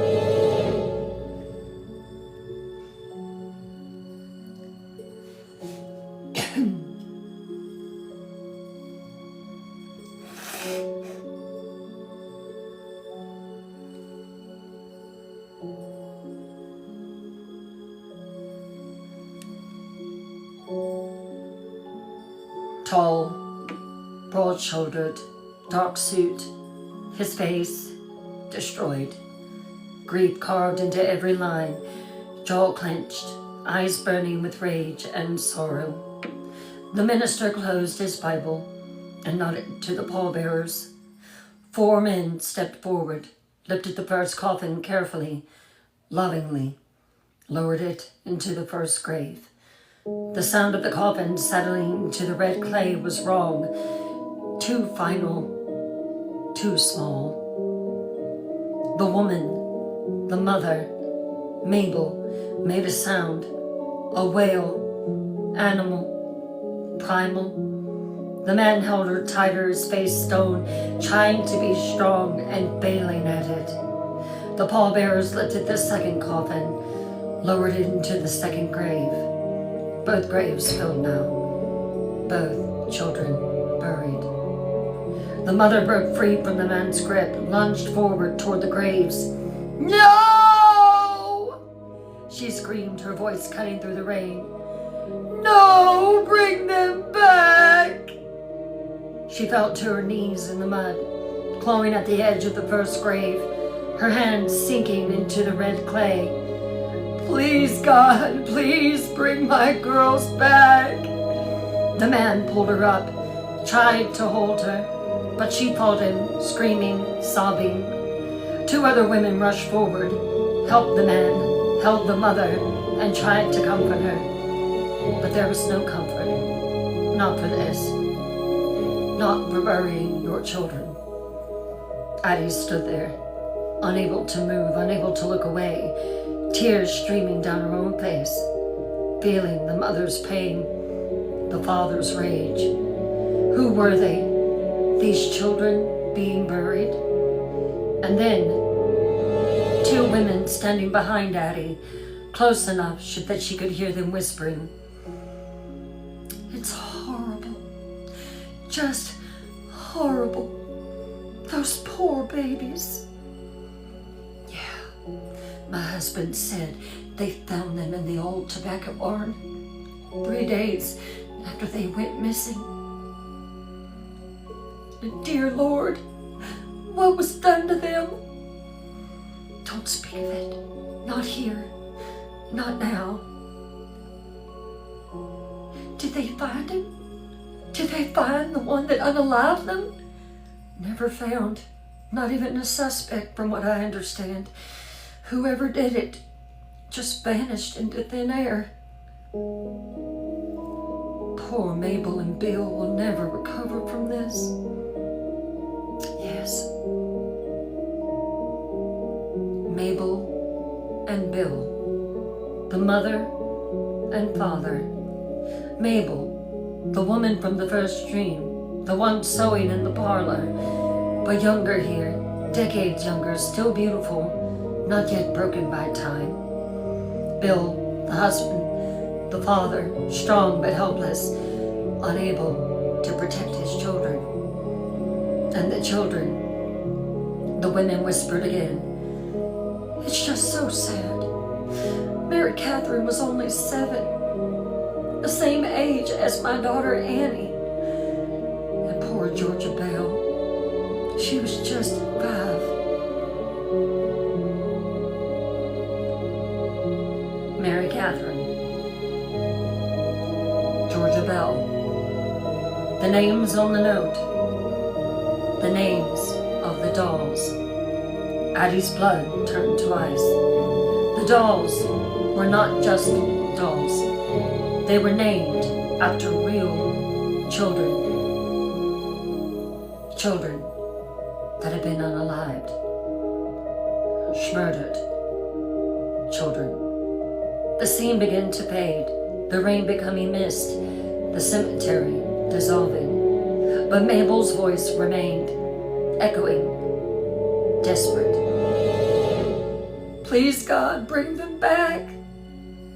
Bring them back." Addie woke, sitting straight up in bed, gasping, heart racing. The dolls sat on the bed beside her exactly where she'd left them. In their white nightgowns, staring forward into the darkness, Mary Catherine and Georgia Bell, real children that had passed for how long? Decades? 70 years more? Murdered, their bodies found in a tobacco barn, and Mabel, their mother, had made dolls in their image.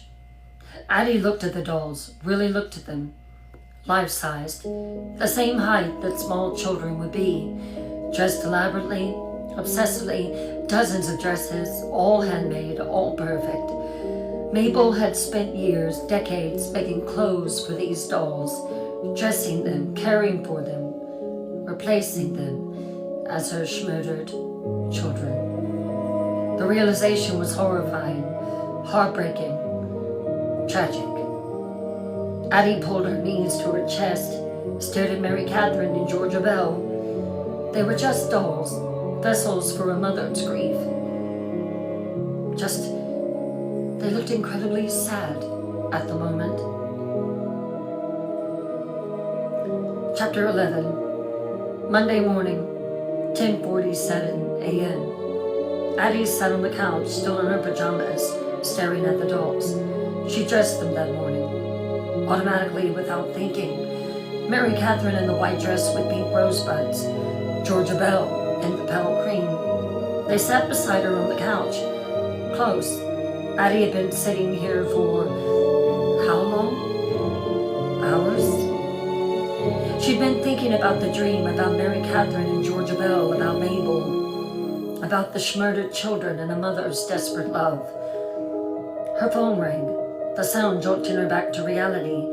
She picked it up. 7 missed calls, all from the boutique. Addie answered. "Hello? Addie! Oh, thank God. Are you all right, sugar? Where are you?" Addie looked at her clock. 10:47 a.m. She was supposed to have been at work at 9 a.m.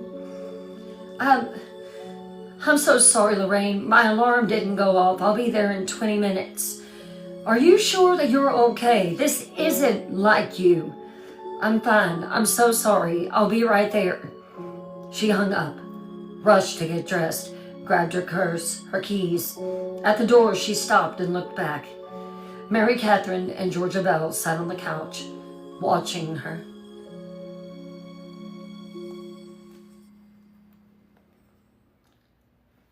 "I'll be back," Addie said softly. "I have to work, but I'll be back this afternoon, okay? She left, locked the door behind her. As she turned to go down the stairs, a thought occurred to her. She just apologized to the dolls for leaving, like they were real, like they would miss her. She shook her head, pushed the thought away. She was just processing grief, the dreams, the tragic story, that's all. The boutique was packed when she arrived. 3 brides with appointments, multiple bridesmaids, alterations piled up in Addie's workroom. Lorraine had been understanding but stressed. Addie, I don't know what's going on with you, sugar, but we really need you here. That's why I hired you. I especially need you here on Mondays. I know. I'm so sorry. It won't happen again. Addie threw herself into work, trying to focus, trying to be present, but her mind kept drifting back to her apartment, back to Mary Catherine and Georgia Bell. Were they all right? Of course they were all right. They were dolls. They didn't need anything. But still, the thought nagged at her, a strange anxiety like she'd left children home alone. At 2:30 p.m., Lorraine appeared in the workaway doorway. Addie? Addie looked up from her wedding gown she was hemming. Lorraine's face was concerned, gentle but firm. You are not present here, sugar. I don't know where you are, but you're not here. You messed up a couple stitches on the bridesmaid gowns. I can't have you making these types of mistakes. Addie forced a smile, the same smile she perfected during her years with Cole, the I'm fine, everything's fine, everything will be fine smile that hid everything. Oh my God, Lorraine, I'm so sorry. I will fix it. I didn't sleep well last night. Lorraine studied her, really studied her. Not convinced, but nodded. You know, if anything's wrong, you can tell me. I know you probably don't want to tell me about your history, but I'm here. I'm here, sugar. If you need to tell me anything, I don't want to lose you. You got more talent that's walked through those doors in 50 years plus. If it gets too hard for you, tell Lorraine. Okay? Okay.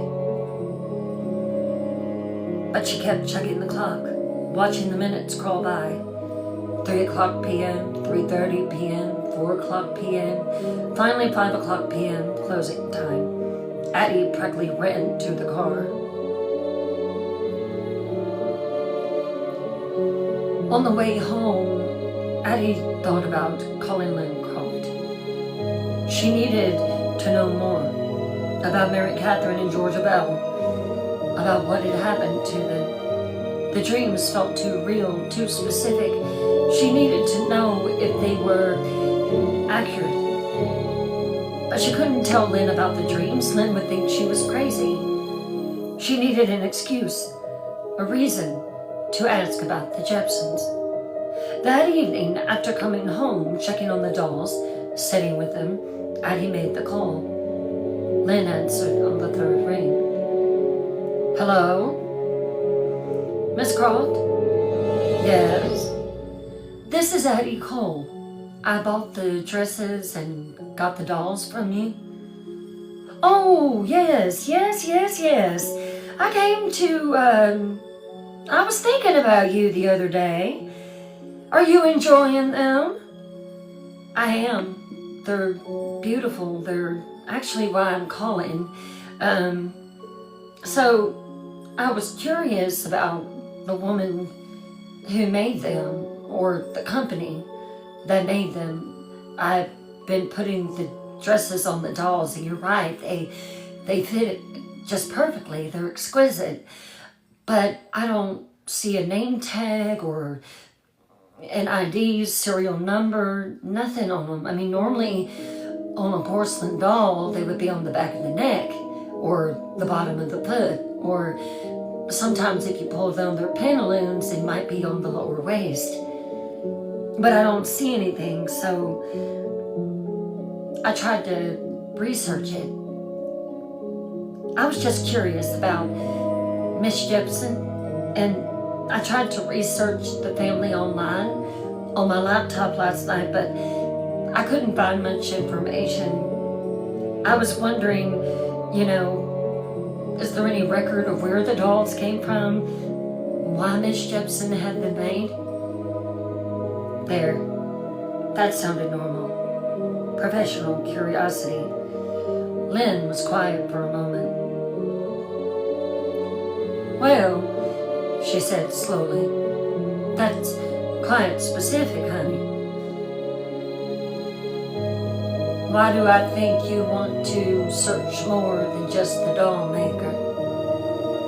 The question hung in the air, floating gently. Addie's mind raced. She had to sound casual, reasonable. I guess I felt connected to her work, Addie said carefully. As a seamstress myself, the dedication, the love that went into every stitch, I wanted to know more about the woman behind it. And the dolls are so unusual, they're lifelike and life-size with those specific names. It just made me curious. Lynn sighed, deep, like she was pulling up old memories, painful ones.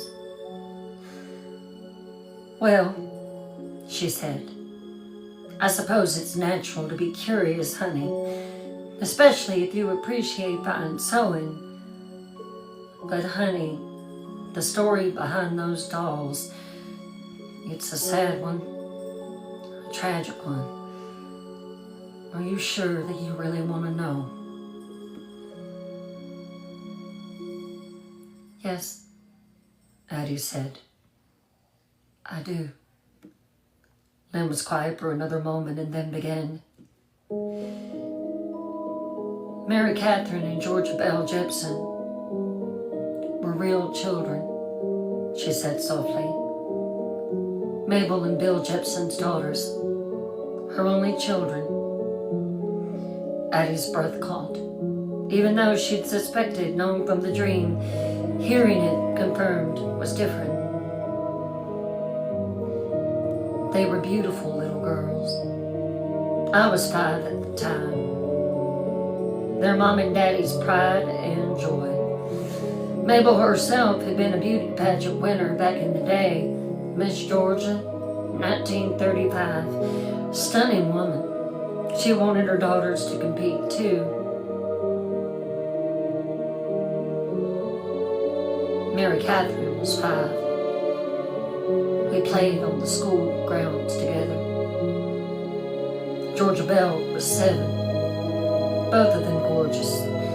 Mary Catherine had red hair, bright copper red, just like her mama. And Georgia Belle had black hair, long and straight. She took after her daddy. Addie looked at the dolls sitting on her couch. Exact replicas.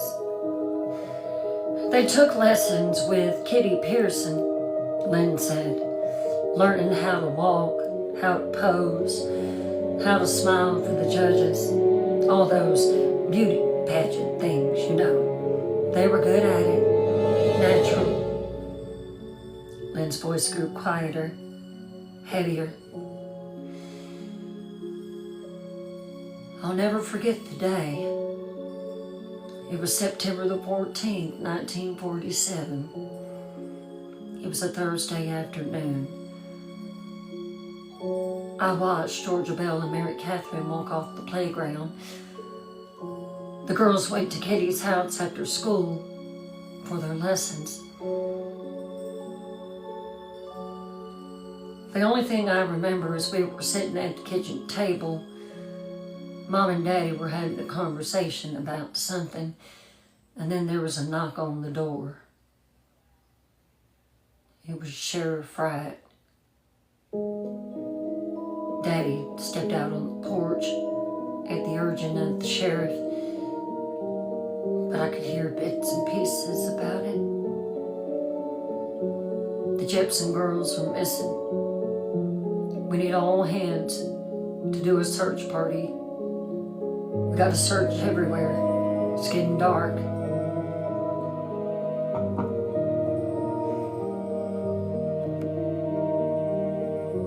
Lynn's voice dropped to barely above a whisper. They never made it home.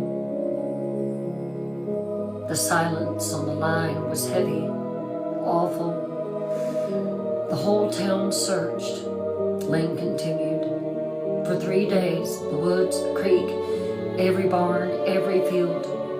Sheriff brought in tracking dogs. Volunteers came from 3 counties over. Another pause. Longer this time. They found them in the old tobacco barn, out past the Miller property. 3 days after they gone missing. Lynn's voice cracked. And honey, what was done to those poor babies? The bodies they weren't recognizable. Addie felt cold, eyes spreading through her chest. I won't go into the details because I respect the dead. It's not proper to speak of such things, but it was bad. Real bad. It's the kind of evil that haunts a town forever. Did they catch the person who did it? Never found, Lynn said, bitter, still angry after all these years. Never even had a real suspect. Whoever did it just vanished like smoke. The case is still technically open, of course, but it's been almost 80 years now. Mabel and Bill never recovered, Lynn continued. Sad now. So sad. How could they? Burying both your babies like that, knowing what happened to them, knowing the monster who did it was still out there somewhere walking free. Yes. Bill, bless his soul, he died young. It was about 6 months after they were found. He was only 43 years old. People said it was grief that killed him. He was only 43 years old. People said it was grief that killed him. He was only 43 years old. People said it was grief that killed him. Custom made by a doll maker in Savannah. I don't know the name of the maker. Cost a fortune, life size, exactly the height her daughters were when they passed. And the saddest thing is she named them Mary Catherine and Georgia Bell after her daughters. Addie's eyes filled with tears. She spent the rest of her life sewing for them, making dresses, dozens and dozens of dresses, every style, every color. She dressed them every day, different outfits. She talked to them, set places for them at the dinner table, brushed their hair. It was like she was trying to keep them alive somehow. To have her daughters back, even if they were just dolls. Lynn's voice grew softer, more emotional. People said that Mabel lost her mind. And maybe she did. But I always thought, who could blame her? What else did she have?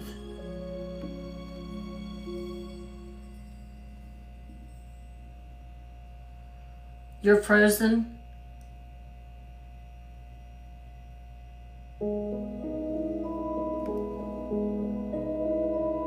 Is everybody frozen?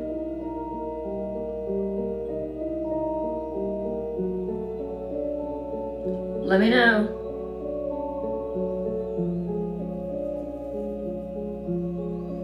Hey, beautifully mixed.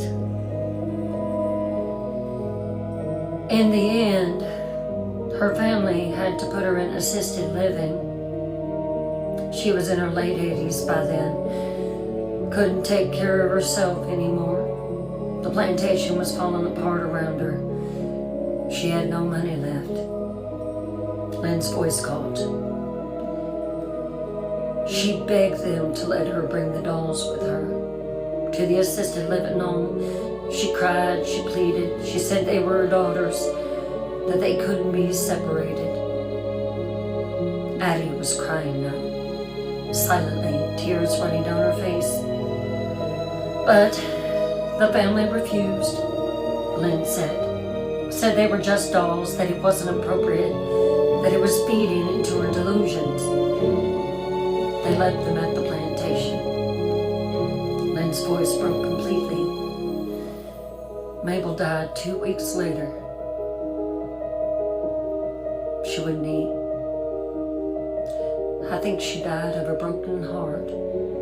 She just gave up, died alone, without her daughters, without even the dolls she made to replace them.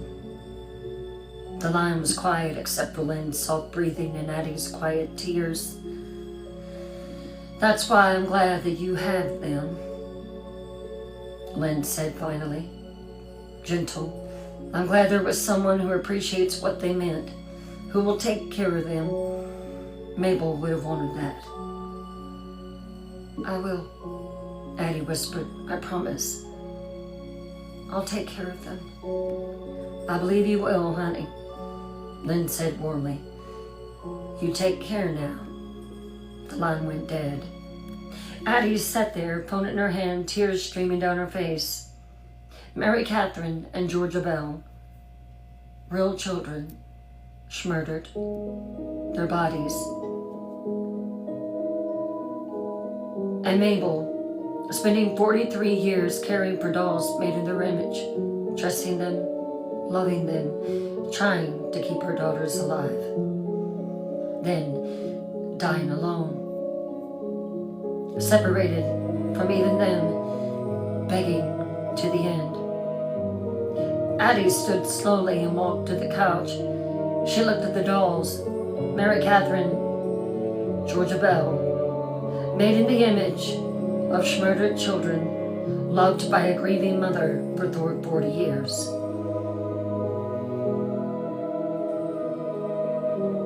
I'm here now, Addie whispered. I won't leave you.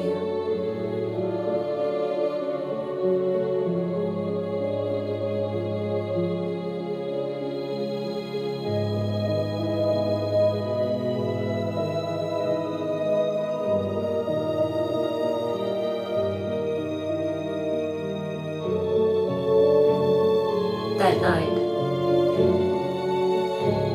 Addie dreamed again.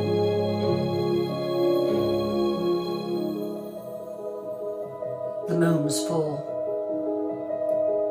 2 women raced across the countryside at a breakneck pace. Mabel called out, "Wait up! I'm not going to be able to catch up with you. We gotta hurry. Granny Bones don't like to be kept waiting." Addie watched from a distance as Mabel Jepson rushed across the countryside. They came near a clearing and entered the woods. Mabel almost hesitated. "Where are you taking me?" "If you want her help, you better get yourself there. She's expecting you. She'll turn you away if you're late. Granny Bones don't like to be kept waiting," the younger black woman said. Finally, they came to another clearing, and in that clearing was a small, rundown cabin. Looked like it would fall down at any moment. It had a tin roof. There was one single candle burning in the window. All right, here you are, ma'am. You go on in. Did you bring everything that she requested? Yes. All right. I'll be standing back here under the trees. You're not going to go in with me? Oh, no, ma'am. I don't go in Granny Bones' cabin. But I'll be here when you're ready to leave. Mabel wiped her hands nervously on her skirt. She climbed 2 rickety old steps, walked across the front porch. Come on in here, an old crackling voice said. Mabel pushed the door open and stepped inside.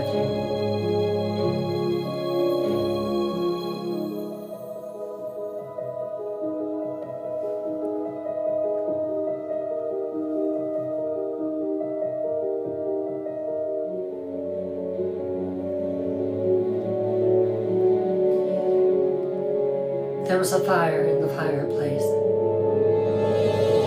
Jars of things that could not be explained. Mabel froze. Get your cell phone in here. Did you bring what I need? Yes. Yes, I brought it. You know what you're asking, girl? You know what you're asking for? Yes, I do.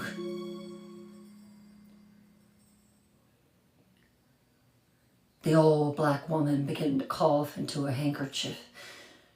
Mabel could hear the phlegm coming up. And then, as if the old black woman was choking, she coughed into the handkerchief, producing blood. All right, you come on over here. Yes, ma'am. Show me what you brought me. Mabel pulled a knapsack off of her dress.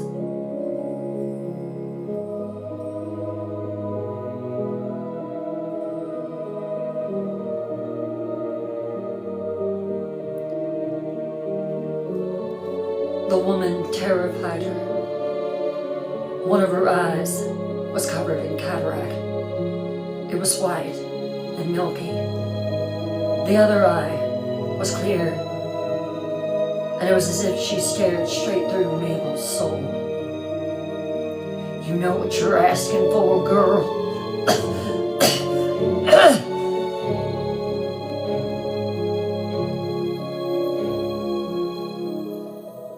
Mabel threw the knapsack to Granny Bones. She reached inside. Well, let's see what you brought.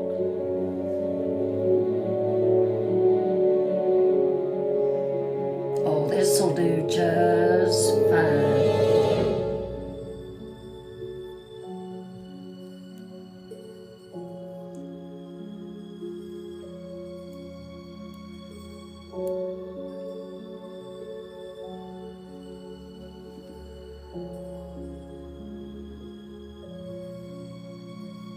There were 2 things of hair,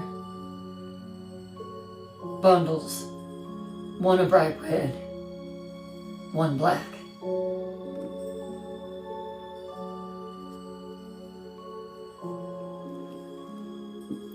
Granny Bones reached further down in the bag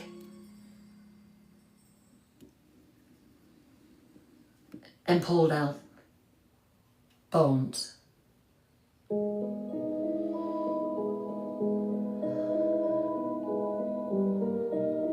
Come here. Mabel walked over Granny Bones reached out and grabbed her hand as quick as anything. She took her finger that had one sharp nail and stuck it into Mabel's palm, digging down deep. Ah! Are you afraid of a little bit of pain? Hush up. You want your girls back, don't you? A red bead appeared on Mabel's palm. Granny Bones dropped the bundles of hair, the drop of blood, the bones into a kettle. Then she spit up a wad of blood into the pot. She began to chant something old, ancient, from her homeland. And then she turned.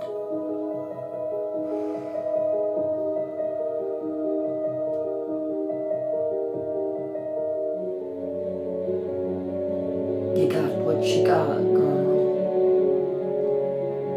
It's done. Where are they? Where are they? Don't you worry about that. They'll find you. When? I want them now! You hush up. Going back home and wait on them. Maybe tonight, maybe tomorrow night, maybe a week. But they'll come back.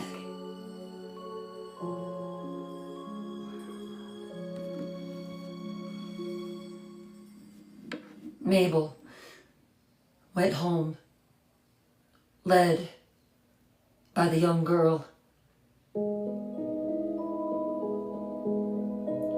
When she walked inside, Bill was waiting at the door. Did you do it? Yes. Where are they? I don't know. She said that they might come tonight or tomorrow night. What we did was unholy, Mabel. What we did was unholy.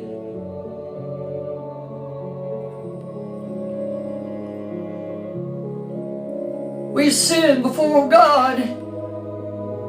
I don't care about God, Bill. I only care about having my babies back. Bill, her loving husband, her knight in shining armor, turned his back on Mabel and walked upstairs. As he got to the top, he grabbed his chest. He fell backward and broke his neck.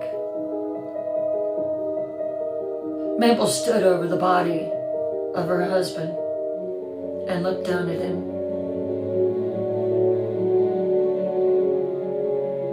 And then went and looked out the window, looking down the long tunnel of trees.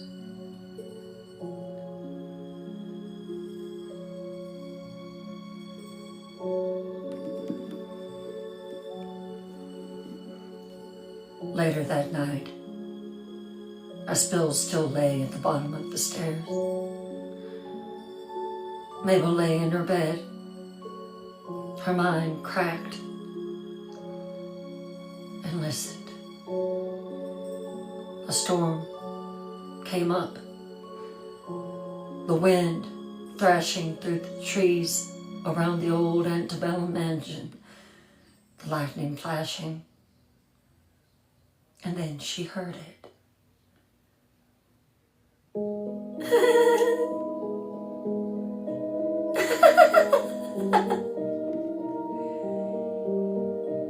She froze. She got out of bed quickly She stood and listened.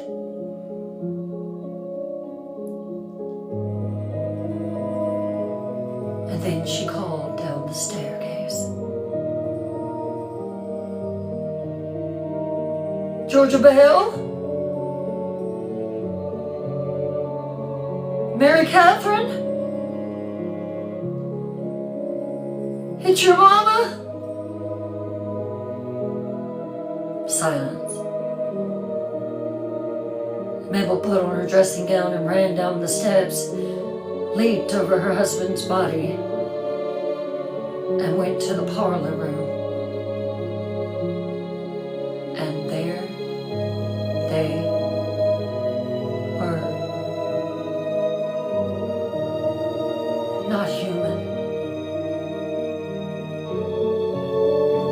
Dolls. Two perfect, life-sized dolls sitting on the couch, looking at Mabel.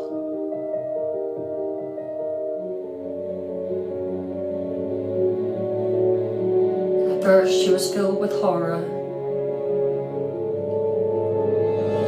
thinking about what she had did in Bill, digging up those graves, opening those coffins, taking out the hair and the bones. She wanted her actual daughters back. These were dolls. But then she looked at them again. They looked just like Mary Catherine and Georgia Bell. Identical.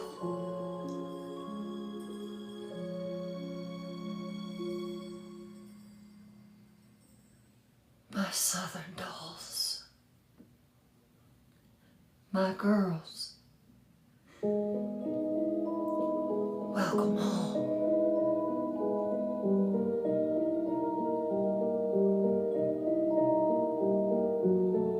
Addie woke up, screaming, clawing at the sheets. She rose up in the bed and looked. Mary Catherine and Georgia Bell were looking directly at her, the way that she had them positioned on the seamstress table. She fled from the bedroom. She knew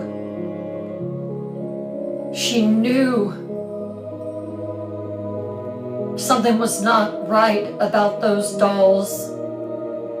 She slept in the living room for the rest of the night.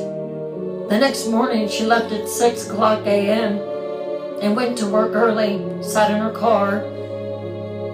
All through that day, she thought about, how am I going to get rid of them?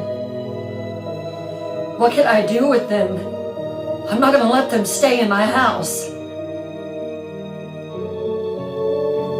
Those dolls had Mary Catherine and Georgia Bell's hair.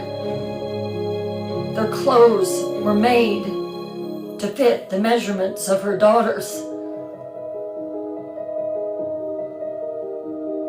Addie was sick with disgust that she had fell so easily for those dolls. That was all right. When she got home, she was going to pick them both up. She was going to put them in a box, and she was going to take them out, and she was going to drive to the ocean, and she was going to drop them in. She was going to put chains around their necks.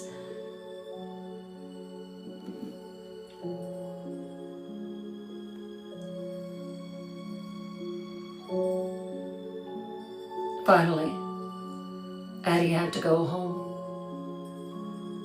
There was no way around it.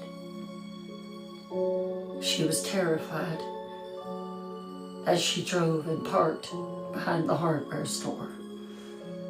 Her steps were slow as she climbed the steps up to the landing. She went to fit the key in the lock. The lock wouldn't turn. Something was wrong with it. She realized to her horror that the door was unlocked. She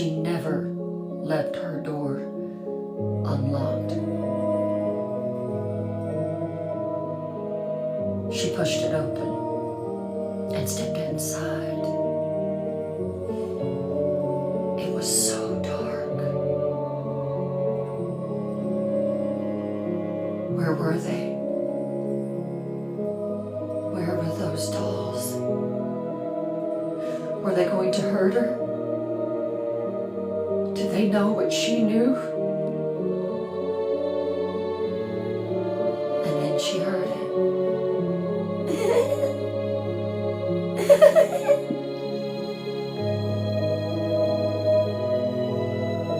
Addie walked in the living room, and at that moment, the moonlight shone through the window. Addie's eyes widened as she saw Mary Catherine and Georgia Bell sitting in the same position at the head of her bed, but their faces looked different. Much to her horror, Mary Catherine turned her head toward the window and looked down. And that was when Addie saw him.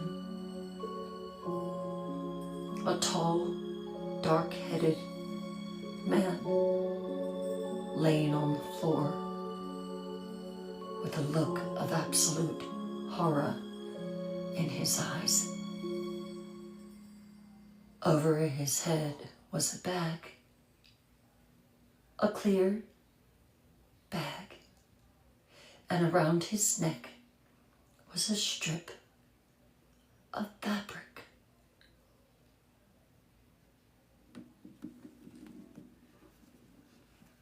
It was Cole, her husband.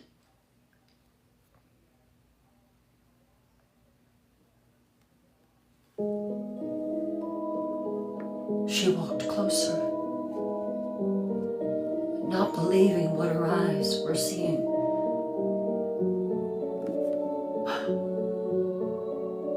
Oh my God.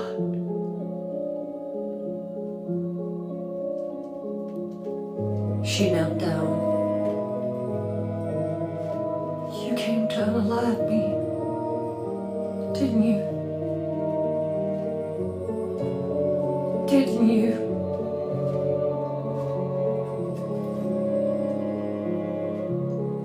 Addie stood up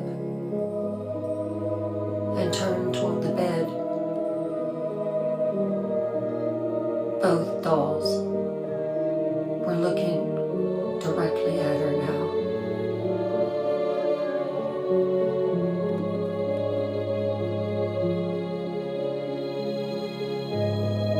You did it. You killed him. Didn't you?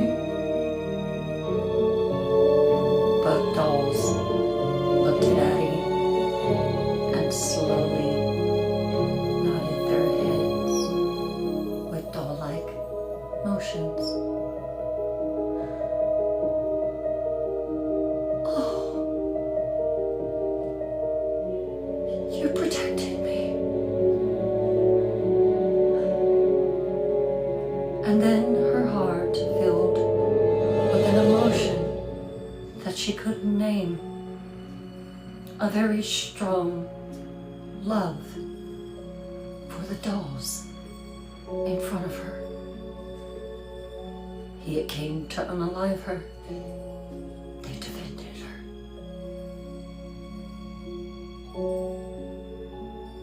She stood up straight.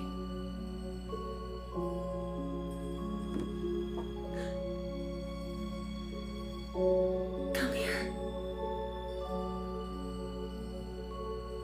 Come to me.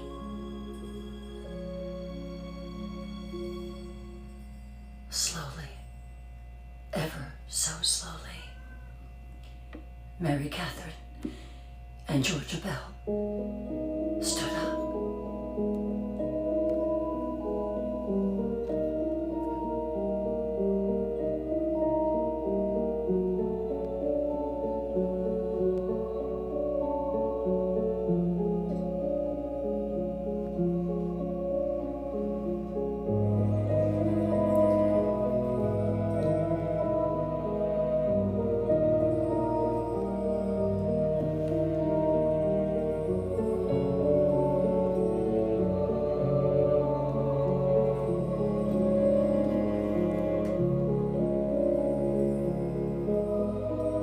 Come here. Come to me. I'm not gonna hurt you. The dolls slowly climbed down from the bed and began to walk toward her. That's it. Come here, Mary Catherine. Come here, Georgia Bell. Mama's here. And the two dolls walked across the floor to Addie. They looked at her with hesitancy, and Addie held out her arms once again. And this time, she picked them both up and hugged them close. You will always have a home here. I will take care of you, my beautiful Southern dolls.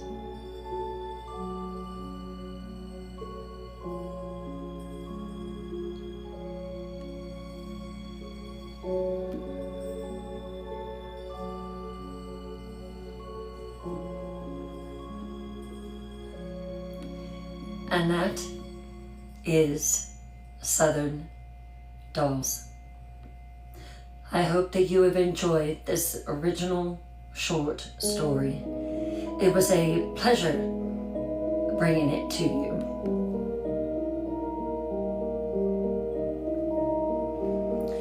Epilogue. Things changed for Addie. She actually became so good at her job at the Southern Bridal Boutique that she was promoted. Lorraine wanted to travel more, so Addie was her assistant manager. She bought a bigger place, this time with 2 bedrooms. She called the police the night that Matthew was found in the floor, and she said it was self-defense. The police looked back at the record of the domestic abuse that had followed her from South Carolina to Georgia, and it was hush-hush. The next house had 2 bedrooms, and Addie went all out to make the bedroom for her beautiful Southern dolls exceptional. Now, sometimes if you listen very, very closely, you can hear Addie talking and 2 small voices answering back.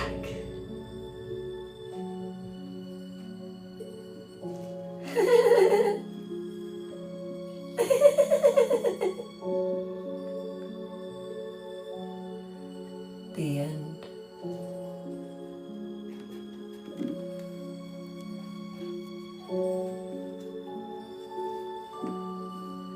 I hope you enjoyed it. Oh, thank you. Thank you. I'm so glad that you enjoyed it. Yeah, Mary Catherine and Georgia Bell don't play, do they? I hope that you enjoyed it.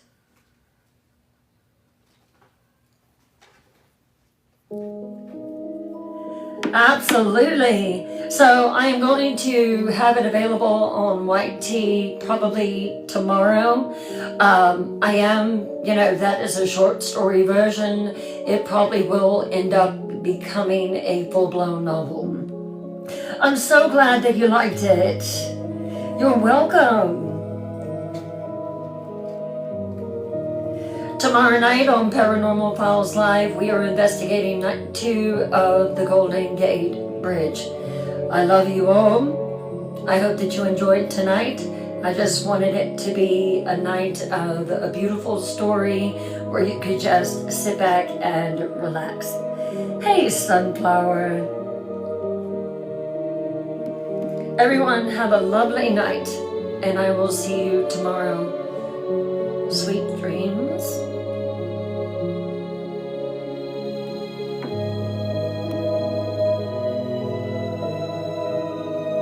You are most welcome.